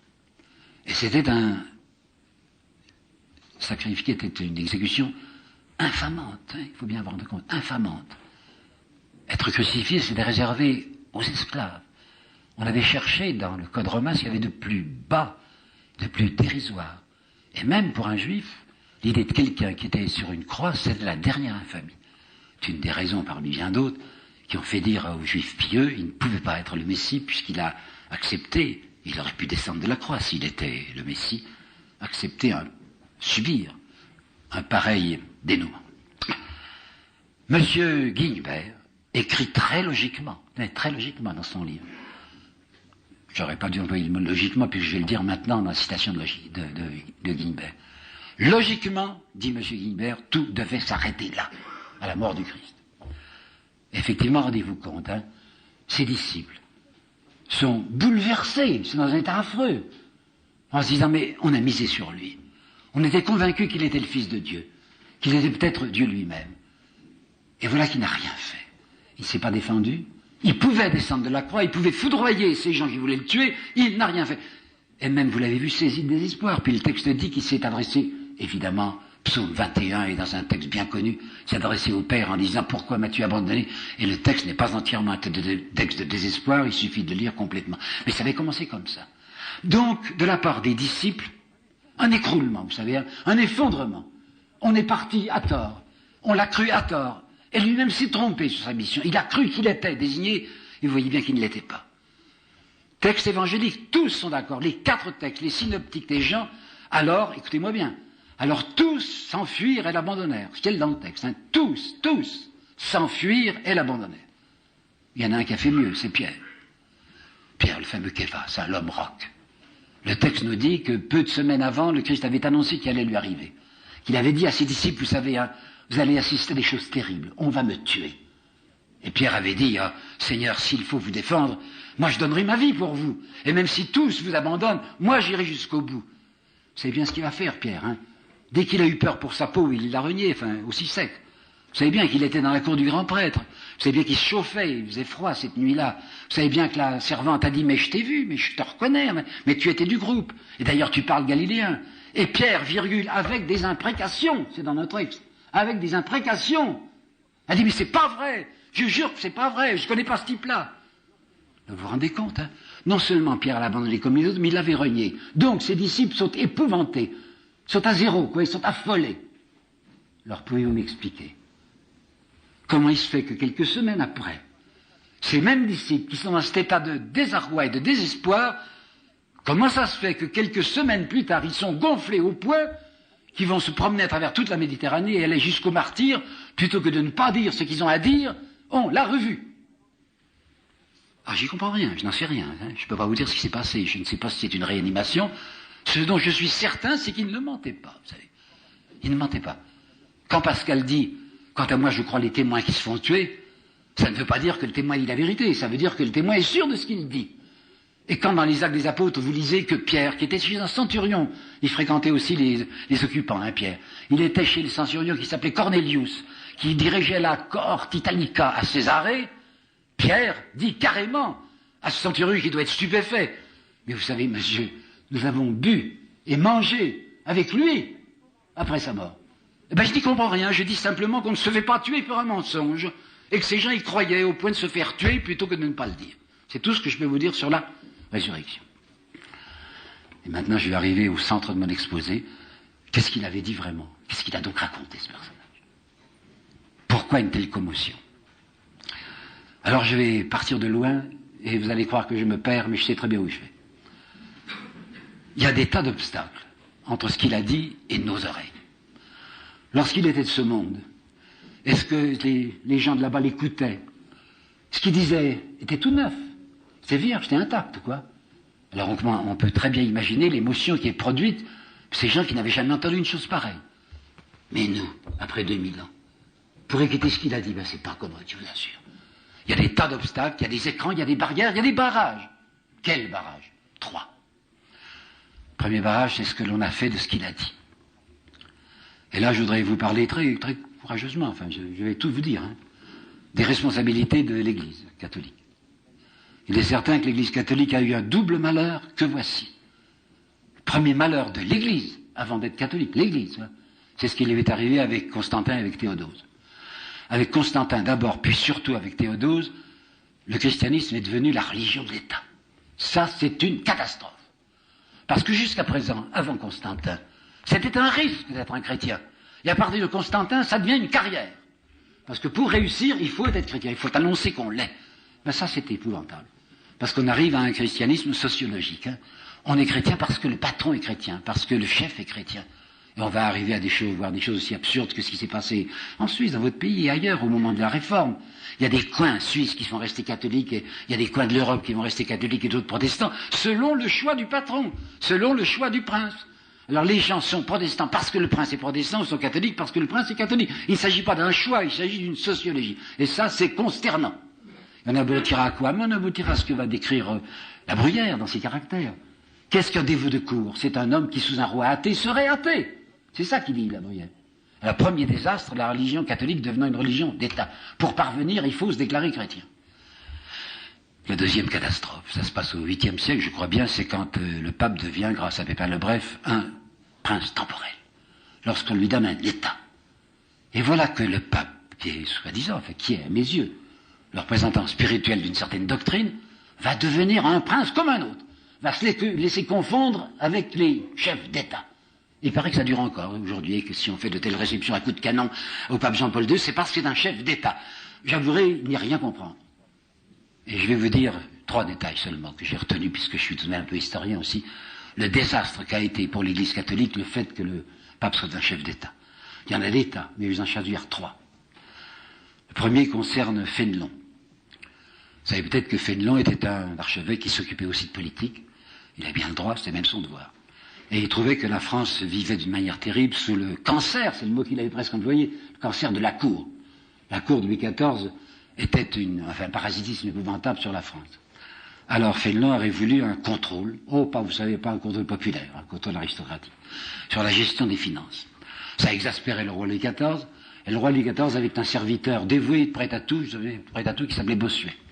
Alors Bossuet a dit, mais Majesté, sire, je vais vous débarrasser de ce Fénelon. Alors comment on peut se débarrasser d'un archevêque? En lui créant une histoire religieuse.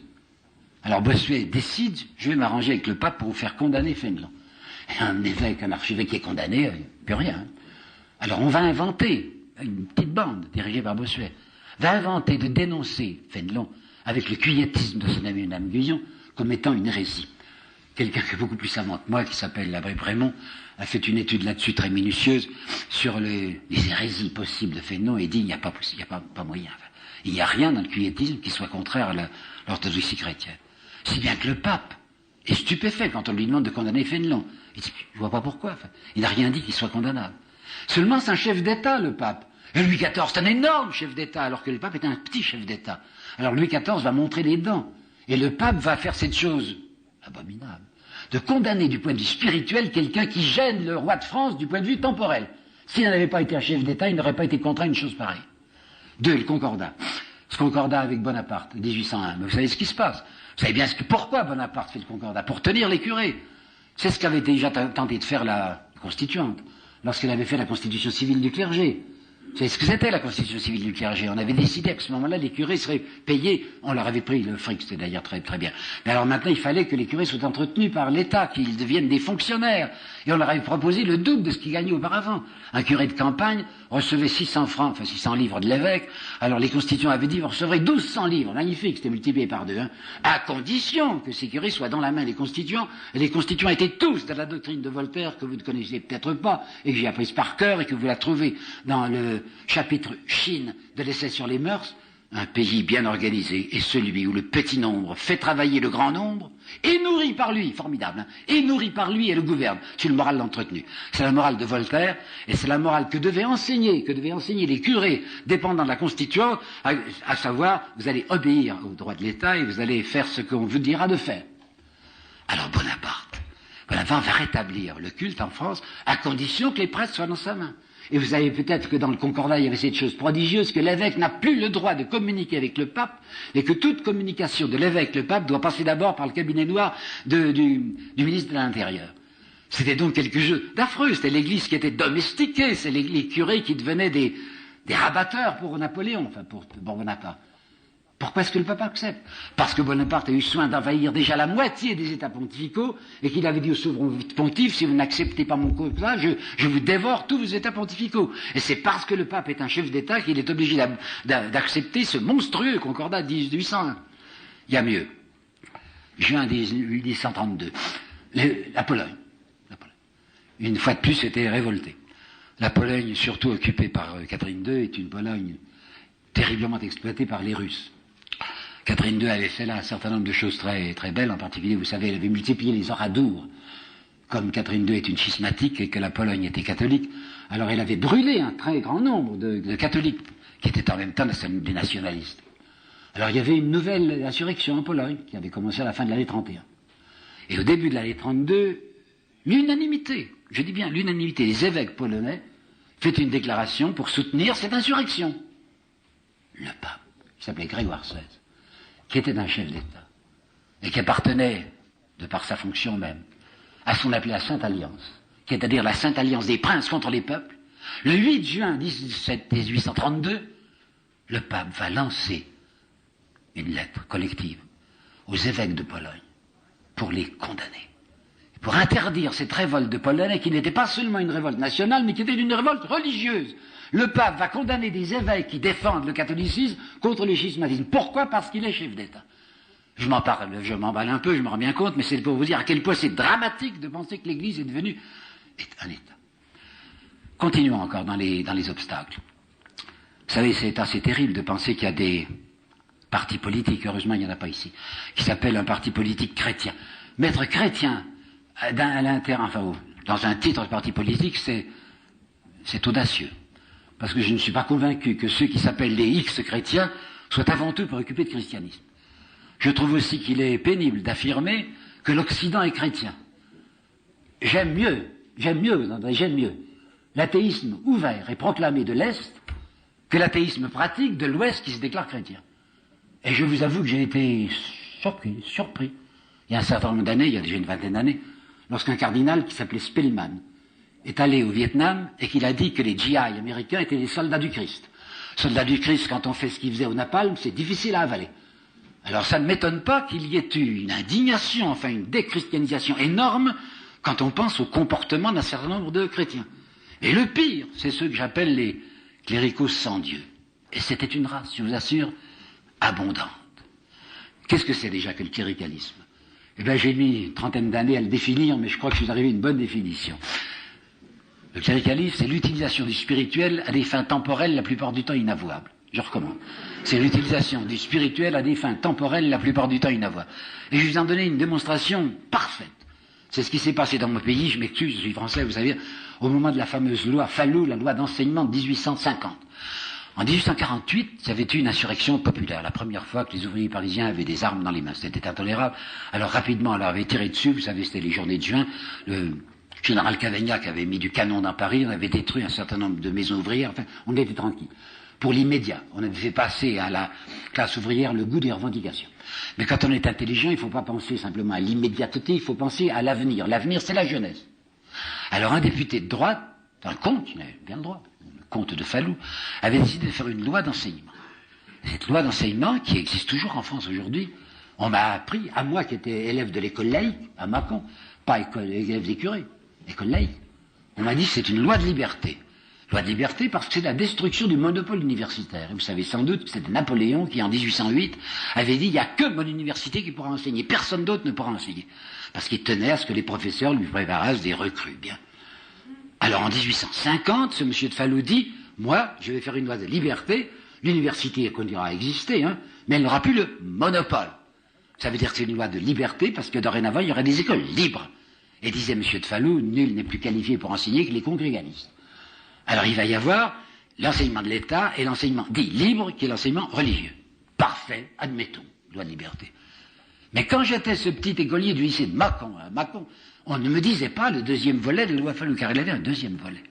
Le deuxième volet, c'était ceci, plus de monopole universitaire. Néanmoins, l'université passe dorénavant sous le contrôle du clergé. Parce que les circonscriptions universitaires françaises, qu'on appelle les académies, seront toutes présidées par l'évêque, lequel évêque aura droit de révocation sur le professeur de l'enseignement secondaire comme sur l'instituteur. Si bien que l'Église gagnait sur les deux tableaux. Un, elle avait maintenant ses écoles à elle. Deux, elle contrôlait l'enseignement de l'État. Vous allez me dire tout de suite, mais puisque vous êtes catholique, vous êtes bien content. Je serais content s'il ne s'agissait pas d'autre chose que d'une hypocrisie. Car il faut savoir que ceux qui étaient si passionnés pour donner la totalité de l'enseignement à l'Église n'y croyaient pas. Il y a M. Thiers, par exemple. M. Thiers, qui est un enthousiaste de loi Fallou. M. Thiers est un voltairien.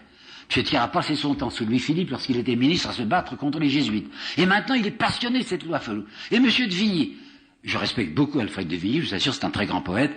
Et quand j'ai fait mon livre qui s'appelle M. Vigny, homme d'ordre et poète, j'ai fait 30 pages sur l'homme d'ordre et j'ai fait 200 pages sur le poète. Donc il ne s'agit pas d'un mépris. Mais le comportement de M. de Vigny sur la question cléricale est, à mon avis, inacceptable, vous allez voir. Vigny est un agnostique, et il a parfaitement le droit de l'être. Il a écrit un très beau texte, et quand je dis très beau, je le dis sans aucun sarcasme, je dis très beau. Ça s'appelle Le Monde des Oliviers, il y a une fameuse strophe du silence qui est au début de ce texte. Le juste, c'est dommage qu'il ait mis un majuscule parce qu'il se pense un peu trop à lui, enfin passons. Le juste opposera le dédain à l'absence, et ne répondra plus qu'à un froid silence au silence éternel de la divinité. Parfait. Pour un athée, c'est très bien. Seulement, quand on a écrit ça, on n'a pas le droit d'écrire ce qu'il avait écrit en 1852 à un pasteur de Genève. Le pasteur s'appelait Bengener. Et ce pasteur s'était élevé, mon Dieu, c'était son droit aussi, contre le pape. Et le pasteur Bengener avait fait un opuscule contre le pape. Et Vigny écrit à ce pasteur Bengener une lettre fiévreuse. Il disait, monsieur le pasteur, ce que vous avez fait est inqualifiable.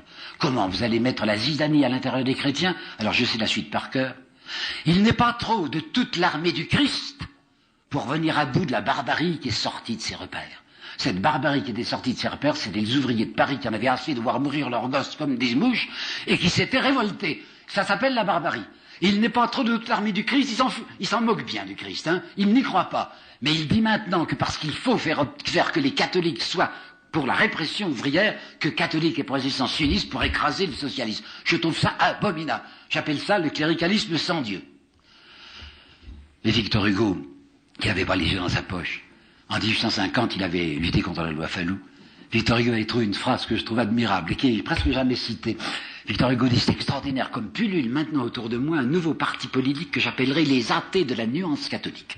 Eh bien, nous avons vu des tas. Et un monsieur Maurras, par exemple, Maurras se déclarait athée et en même temps dédiait son livre contre Marc-Sanier à Rome, à l'église de Rome, virgule, église de l'ordre, avec un O majuscule. Ben, vous savez, je comprends qu'un certain nombre d'esprits soient détournés du christianisme quand on leur a présenté ainsi. Et je comprends d'autant mieux la terrible phrase de Bernanos qui est restée dans mon cœur, et qui est une phrase que vous trouvez dans les grands cimetières sous la lune, être devenu la bête noire. Des hommes libres et des pauvres, avec un programme comme celui de l'Évangile, convenez qu'il y a de quoi rigoler. Là, c'est du Bernanos. C'est un émour noir, mais je comprends. Alors, à cause de tout ce qui est arrivé, que je viens d'évoquer rapidement, ça ne m'étonne pas qu'un certain nombre de gens aujourd'hui, quand on leur dit béatitude en temps d'inquisition, et qu'on leur a dit Jésus-Christ, ils entendaient Escobar ou Tartuffe. 1. 2. L'autre obstacle, je vais être de plus en plus fort, hein. L'autre obstacle, c'est la théologie. C'est curieux de penser que Constantin, vous entendez bien, Constantin qui était athée, qui était païen, en 325, Constantin va réunir un concile. Ça le regarde? Ah, il paraît que ça le regarde. Il va réunir ce concile de Nicée. Il va mourir en 337. Et c'est à l'article de la mort qui se fera chrétien, parce qu'on ne sait jamais. Hein. Mais en 325, lorsqu'il réunit le concile de Nicée, il est athée. Enfin, il est païen, quoi. Et savez-vous où est-ce qu'on se réunit le concile de Nicée, hein? Dans une des salles du palais d'été de Constantin. Et qui va présider ce concile, qui est un concile théologique? Constantin. C'est donc un païen qui réunit un concile et qui décide de ce que va décider le concile. Et c'est le concile qui va écarter Arius, enfin l'arianisme, et on va déclarer la divinité du Christ. Ben, il faut savoir que Constantin s'en était directement mêlé. J'appelle votre attention sur quelque chose que je trouve, quant à moi, capital. Vous aurez beau, et je l'ai fait, relire et relire et relire les évangiles, vous n'y trouverez pas, écoutez-moi bien, vous n'y trouverez pas une seule, allusion au péché originel. Pas une seule.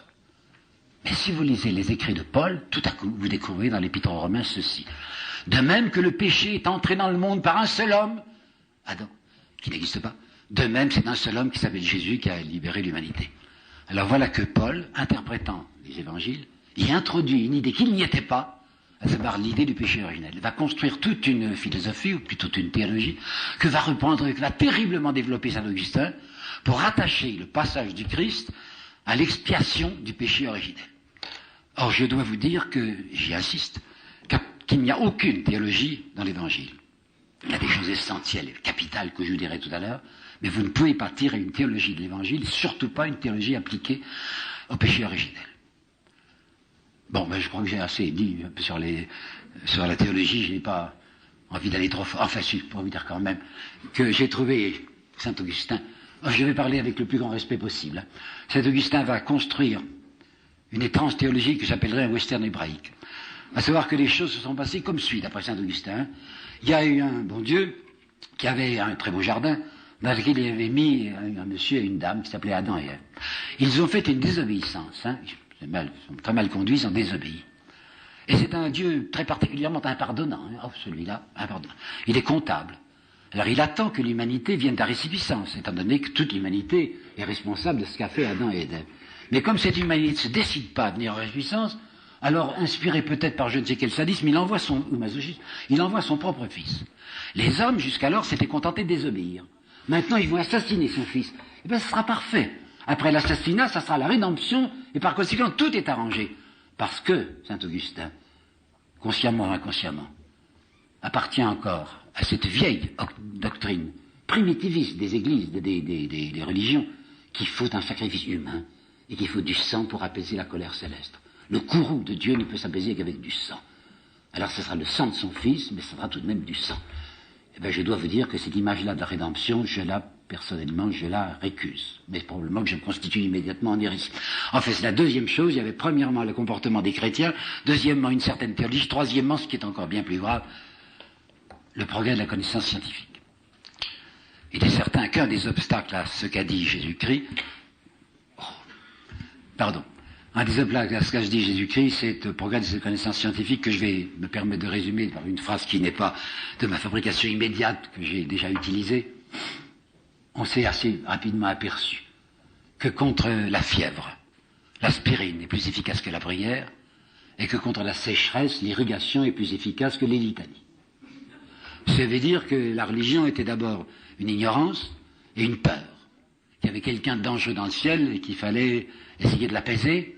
Et que d'autre part, ignorance, toutes les fois qu'on ne comprenait pas un phénomène, on disait c'est Dieu. C'est ce qu'on a appelé, ce n'est pas moi qui crée cette expression, elle est banale, le Dieu bouche-trou. Eh bien ce Dieu bouche-trou recule à mesure qu'avance la connaissance scientifique. Ce qui a conduit un homme que je respecte, et je le dis aussi sans sarcasme, et qui s'appelle Jacques Monod, a publié ce livre fort intéressant qui s'appelle Le hasard et la nécessité, où il va très loin en disant la science établit l'insignifiance de l'homme, et la science finira par abolir la croyance en Dieu. Alors là, je me permets petites objections personnelles. Insignifiance de l'homme. Vous savez, c'est assez difficile d'admettre l'insignifiance de cette créature humaine qui a beau n'être rien du tout, n'est rien dans l'énormité cosmique. Déjà, un homme sur la Terre, c'est pas grand-chose, ça va permettre à Voltaire de faire toutes les plaisanteries que vous savez sur l'homme puce ou l'homme ciron, et si, oubliant la Terre qui elle-même n'est qu'un petit globe imperceptible dans l'énormité céleste, et à côté des galaxies, ça va permettre à Voltaire de dire l'homme ne compte pas tellement il est petit. Objection.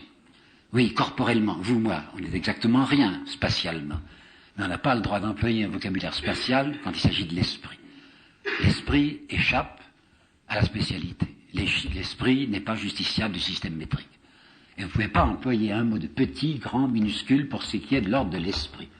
D'autre part, il est extrêmement difficile d'admettre l'insignifiance d'une créature qui est capable aujourd'hui d'agir sur l'évolution au point qu'elle peut même la détruire. L'homme est si peu insignifiant qu'il est arrivé au moyen de détruire la vie sur la planète. Donc, c'est pas une créature insignifiante.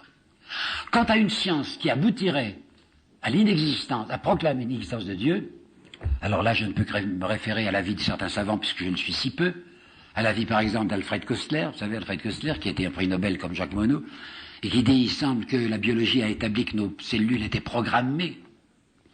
Et Koestler écrit, quant à moi, je ne vois pas un programme sans programmateur. D'autre part, vous avez l'idée de l'évolution. L'idée de l'évolution que les catholiques ont, le pape, ont condamné en disant c'est du darwinisme épouvantable. Et un homme comme Jaurès, en 1904, est allé, se risquant beaucoup peut-être, jusqu'à dire l'évolution que certains esprits religieux croient est une hérésie. Et pour moi, il va trop fort, mais ça m'intéresse. Et pour moi, la démonstration expérimentale de Dieu. Oui, c'est ça, il a écrit Jaurès. L'évolution est la démonstration expérimentale de Dieu. Pourquoi ? Parce que l'évolution, elle est orientée, on sait très bien où elle va. Il n'y a pas eu besoin de Teilhard de Chardin pour constater que l'évolution va dans le sens d'une complexification croissante et d'un psychisme croissant. Comme si l'évolution allait dans une certaine direction. Comme si, ça c'est du Claude Bernard, et Claude Bernard est un juif, oui, il était juif, un juif athée, qui écrit pourtant dans l'introduction à la médecine expérimentale, l'évolution répond à une idée directrice. Tout de même marrant, hein, répond. Ce juif athée dit l'évolution va dans un certain sens, comme si elle était appelée dans une certaine direction. Et puis, ceux qui se proclament matérialistes, Jaurès disait, ils me font rire, c'est un délicieux en 1904, parce que c'est se référer à la suprême inconnue, disait Jaurès, en 1904. La matière, mais sa suprême inconnue. Pensez donc à la différence prodigieuse qu'il y a entre l'atome tel que le voyait Épicure ou Lucrèce. Les atomes, à ce moment-là, étaient considérés comme tout petits, mais tout de même pondérables. Hein. Et d'après Épicure, vous savez, ces atomes tombaient dans le vide, puis il y avait un certain clinamen, qui faisait qu'ils s'emboîtaient les uns dans les autres et que ça donnait des objets. Mais entre cette idée de l'atome, chez Épicure, et l'idée de l'atome chez Einstein, bien un monde. Étant donné que la matière, plus on essaye de la cerner, plus elle disparaît entre nos doigts. Elle est infiniment séparable. Quand elle est arrivée à un atome, il faut à l'intérieur trouver cet atome, en découvrir d'autres, perpétuellement d'autres. Comme si la matière finissait par se réduire à une énergie, à une vibration. Et comme on est bien obligé d'interpréter matériellement, paraît-il, quand on est matérialiste, l'existence de la pensée, on en vient à ce qu'écrit Engels, qui a été repris par Lénine en 1915, la matière pense. Tout extraordinaire, voilà une matière qui pense. Alors la matière qui est douée tout à coup d'attributs divins, comme si à l'intérieur de la matière il y avait je ne sais quelle immanence de la transcendance.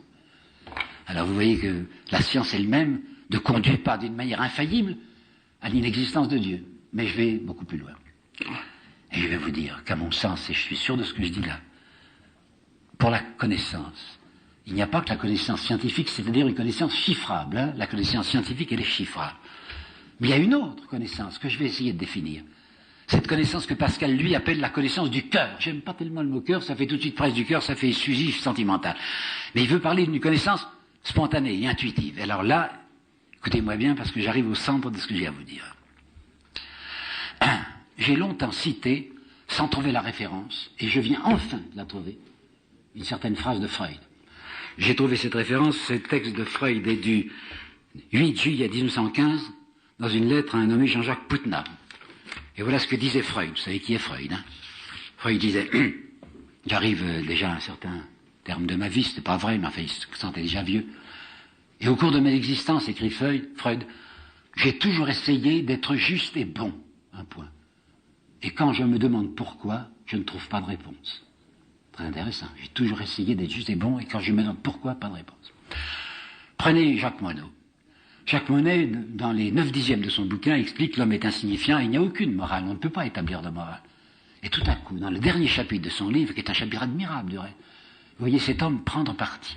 Prendre parti pour ce qu'il appelle la justice. Mais qu'est-ce que ça veut dire, la justice, dans ce monde matérialiste qui est le sien? Rien ne peut justifier cette position. Mais spontanément et intuitivement, Jacques Monod prend position pour une certaine justice. Avez-vous entendu parler d'un livre assez récent, 7-8 ans, d'Ernest Bloch, qui est aussi un juif athée? Ça s'appelle le principe d'espérance. Le principe d'espérance. Et c'est une espèce de réponse à Freud qui, lui, parle du principe du plaisir. Vous savez, Freud dit que si on essaye d'analyser nos pulsions fondamentales, elles sont un plaisir. Soit qu'il s'agisse de libido, soit qu'il s'agisse d'agressivité, c'est le même plaisir que nous cherchons. Bloch dit oui, il y a en effet ça chez nous, mais il y a aussi, dans toute âme, un principe d'espérance. Puis ce qui me frappe le plus, c'est ce qu'on essaye de cacher. Vous regardez bien ce qu'on essaye de cacher aujourd'hui, à savoir la dernière évolution de Jean-Paul Sartre. C'est dans un article d'il y a 2 mois, je crois, du Nouvel Observateur, que j'ai vu cette phrase qui est assez terrible, mais tellement véridique. Sartre est mort inécouté. Et le fait est que le 10 mars 1980, dans le numéro 800 du Nouvel Observateur, Sartre avait fait des déclarations que jusqu'alors il n'avait jamais fait, et qui ont tellement bouleversé Simone de Beauvoir qu'elle avait supplié Jean Daniel de ne pas publier ce texte. Jean Daniel s'est alors adressé publiquement à Jean-Paul Sartre, et Jean-Paul Sartre lui a répondu publiquement, non seulement je désire, mais exige que soit publié intégralement ce que je viens de dire. Il avait dit ça à un juif qui s'appelle Benny Lévy. Et qu'est-ce que disait ce Sartre de mars 1980? Quelques semaines avant de mourir, hein. Sartre disait, il y a quelque chose que je n'ai pas encore étudié. C'est la nature de l'homme. Nous sommes, disait Sartre, nous ne sommes pas encore des hommes complets. Nous sommes encore à la recherche de la finalité de l'homme. Et je m'aperçois qu'il y a en nous, je cite, une dimension d'obligation, et une contrainte intérieure. Autrement dit, nous sommes mandatés, mais je ne sais pourquoi et je ne sais par qui. Un homme comme ça, qui, lorsqu'il était existentialiste, disait notre liberté n'est limitée que par la liberté d'autrui.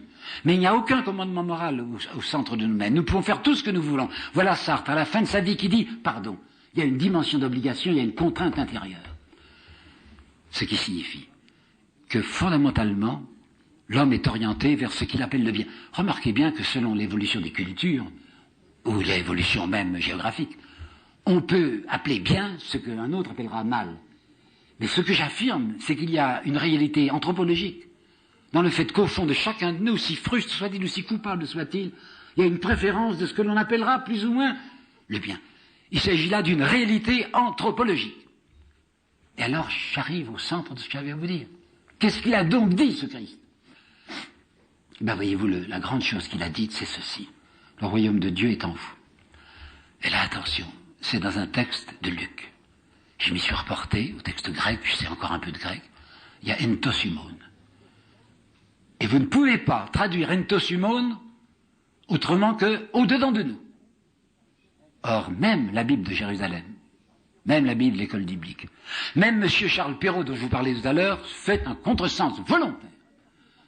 Car entosumon ne peut se traduire que par à l'intérieur de nous-mêmes. Et voilà que l'exigence catholique est qu'on traduise par parmi vous. Ah, enumon, oui, parmi vous, mais entosumon à l'intérieur de vous-même.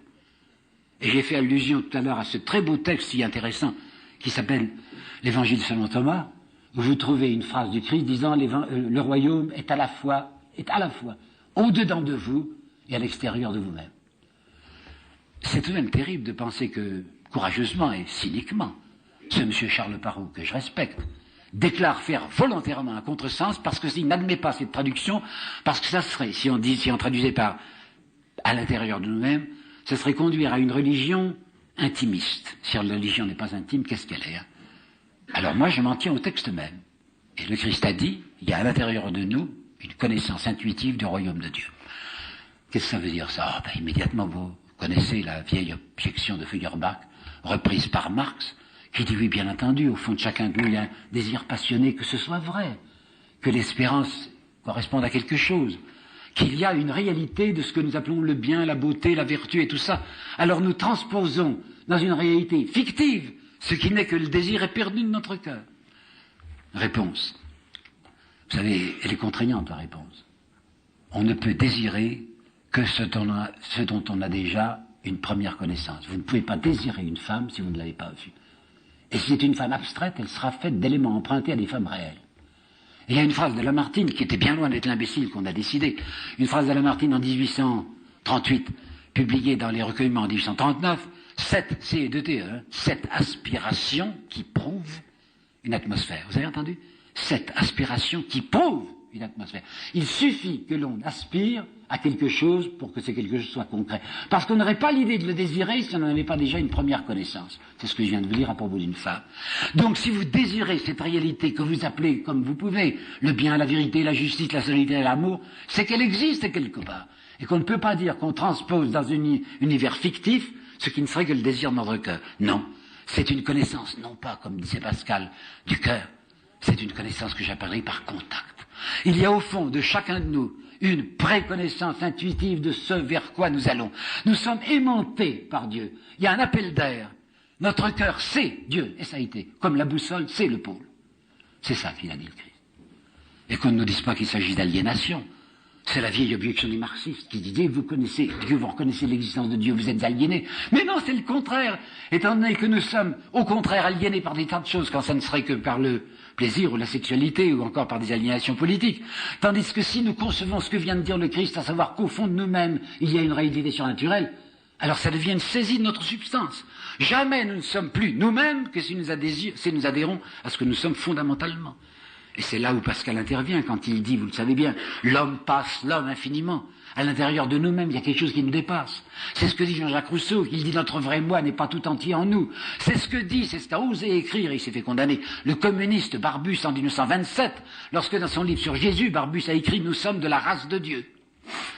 Alors c'est pas une aliénation, c'est pas non plus l'opium du peuple dont parlait Marx. Ah, je comprends bien. À quel point Marx avait raison quand il pensait aux catholiques dont je vous ai parlé tout à l'heure, les cléricaux sans Dieu. Ceux-là n'y croient même pas, ils servent de la religion pour abrétir le peuple.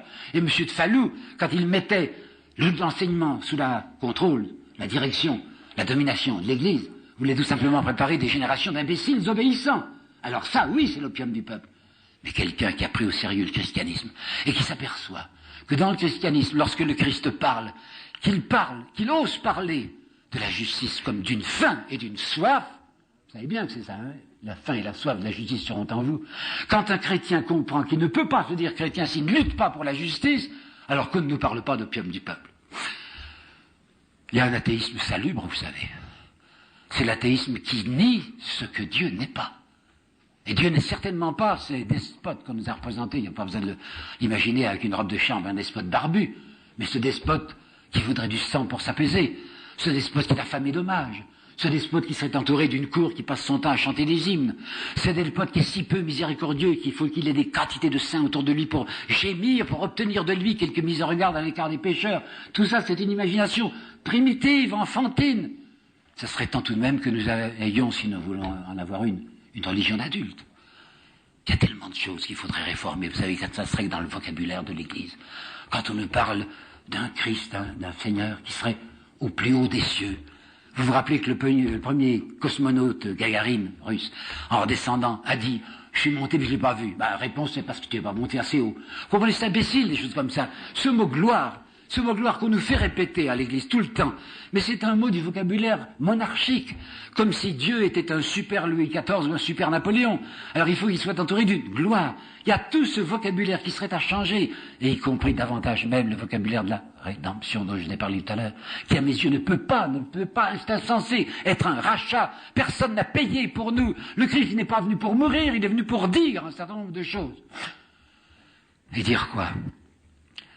Ben, pour nous dire par exemple que Le christianisme, enfin, c'est pas une secte, c'est pas un clan.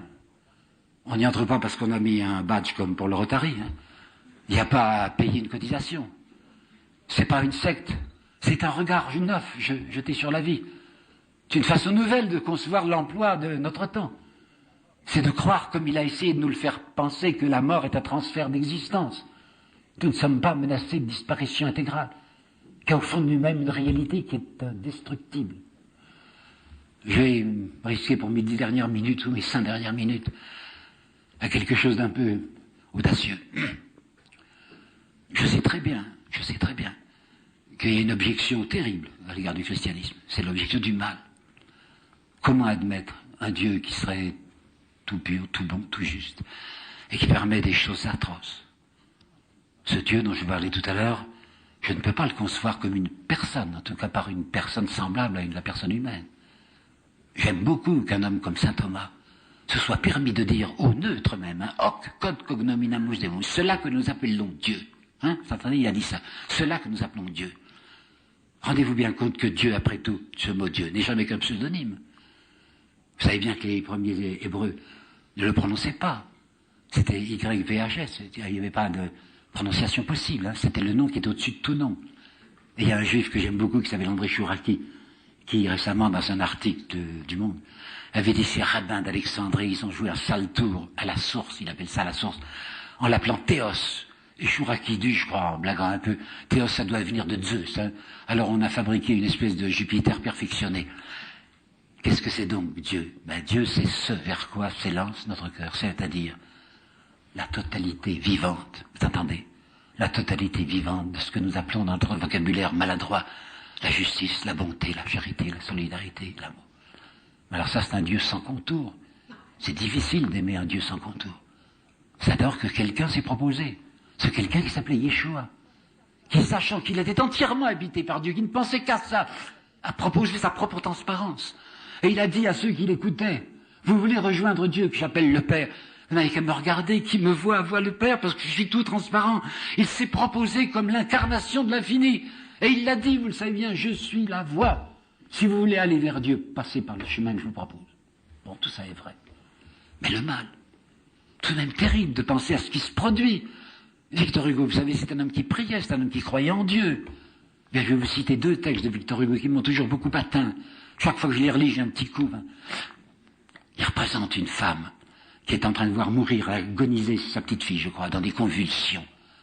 Puis il y a un curé qui est là, qui lui propose des paroles de consolation. Et elle va dire quelque chose, et c'est un alexandrin. Mais Hugo était tellement malin que quelquefois on ne se rendait pas compte que c'était un vers qu'il écrivait. Et la femme dit, en se retournant vers le prêtre, alors que sa petite fille agonise, qu'est-ce que votre Dieu fait pendant ce temps-là? C'est un alexandrin, mais vous ne l'avez pas entendu. Hein. Qu'est-ce que votre Dieu fait pendant ce temps-là quand ma gosse souffre?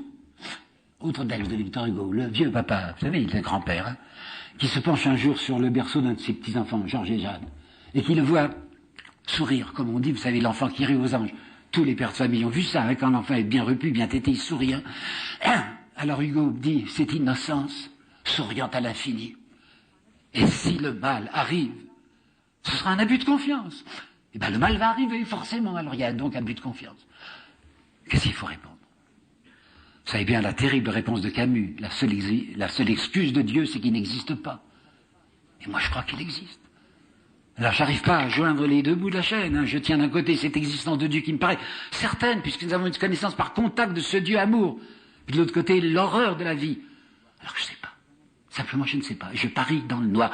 Cependant, il y a une phrase de Zola, hein, Zola, qui devant la tombe, je ne sais plus qui, peut-être la tombe de Maupassant, a écrit cette phrase terrible pour Zola. Quand on ne saura davantage, on comprendra certainement tout. Oui, c'est Zola qui a dit ça. Alors, je fais mon option dans le noir.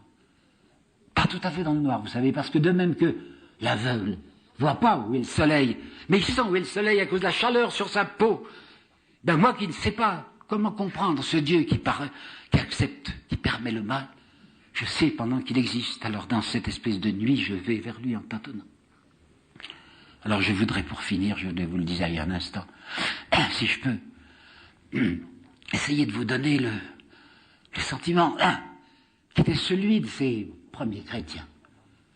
Quand rien ne s'était encore produit, hein, quand il était là parmi nous, qui parlait. essayer de retrouver ce qu'il pouvait bien éprouver. Attention à cette phrase qu'il va leur dire après avoir parlé de son corps et de son sang. Il leur dit, faites ceci en souvenir de moi.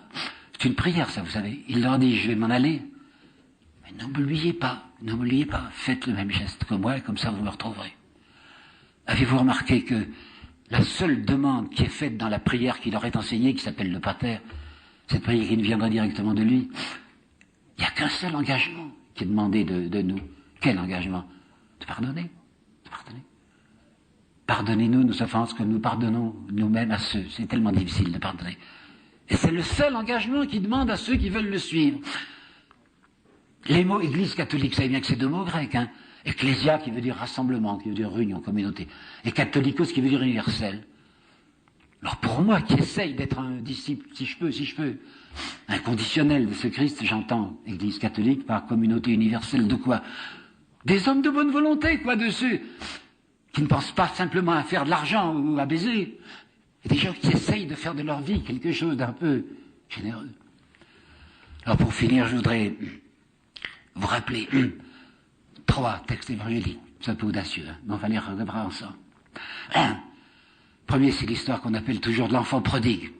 C'est pas tout à fait le nom, c'est pas enfant prodigue qu'il faudrait dire, c'est l'enfant perdu. Il y avait donc un père qui avait 2 fils, hein, vous savez, puis il y en a un qui était resté très sérieux, qui avait bien tourné. Puis il y avait un autre qui avait demandé tout de suite sa part d'héritage, et le père s'était dit, je vais lui donner, puisqu'il la demande, mais ça va mal tourner, je le connais. Effectivement, il dépense tout, hein, et il n'a plus rien. Et le père ne l'avait jamais oublié. Là, il faut vous rappeler le texte. Il y a le vieux bonhomme qui voit quelqu'un qui revient. C'est pas possible, c'est lui. Le garçon revient parce qu'il n'a plus de quoi manger, probablement parce qu'il n'a plus de sous. Alors son père se précipite au-devant de lui. Et pas une seconde, il lui dit, mais je t'avais bien dit. Pas une seconde. Il l'embrasse, il pleure avec lui. Il le remercie d'être rentré.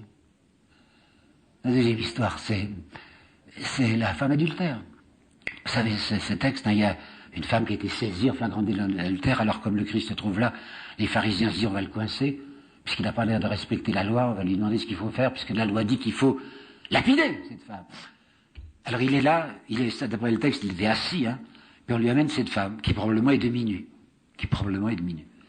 Alors il la regarde pas, regardez bien le texte, hein, il regardait par terre, et avec le bout de son doigt, ou je sais pas, une petite baguette, il dessinait quelque chose sur le sable.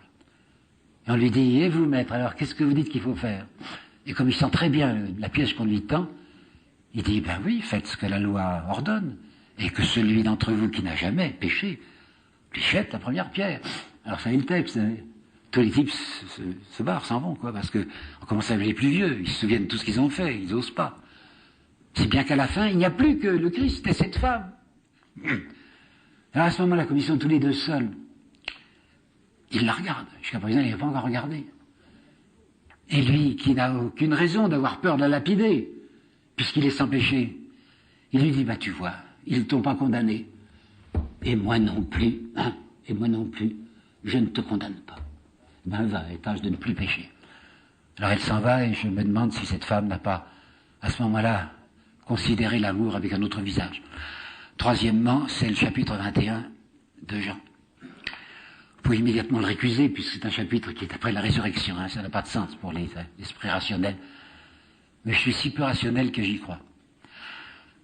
Alors il s'agit des types qui ont repris leur job, puisqu'ils sont découragés, c'est bien, ils ont recommencé à faire leur métier, quoi. Et comme c'était des marins-pêcheurs, ils sont marins-pêcheurs. Alors ils rentrent au petit matin, ils n'ont rien pris, et ils s'aperçoivent, dans le brouillard, une silhouette. Et Pierre dit, c'est lui, pas possible, c'est lui, celui qui est mort. Ils s'avancent et ils l'entendent parler à travers le brouillard, puisque c'est de sa voix qu'ils le reconnaissent, dit le texte. Hein. Vous avez pris quelque chose? Ah non, on n'a rien pris, mais achetez le filet, c'est la rappelage miraculeuse. C'est la suite qui intéresse. Il débarque. Et voulez-vous réfléchir à la pensée qui devait être celle de Pierre devant ce Christ qu'il a renié? Qu'est-ce qu'il va me dire, hein? De même que le Père ne disait pas à son Fils, je t'avais bien dit, de même si vous prenez ce chapitre 21, le Christ ne lui dit pas du tout, Pierre, qu'est-ce que tu as fait? Et d'après le texte, 3 fois, le Christ dit à Pierre, tu m'aimes, Pierre? C'est vrai que tu m'aimes? Dis-moi que tu m'aimes. Et Pierre va se mettre à pleurer, et vous savez bien qu'il va aller jusqu'au martyre où il se fera tuer la tête en bas. Ben voilà, j'ai fini. Et c'est pour vous dire que pour moi, le christianisme, c'est une proposition qui est faite en permanence à ce que Shakespeare appelait le cœur de notre cœur. C'est ça l'affaire Jésus.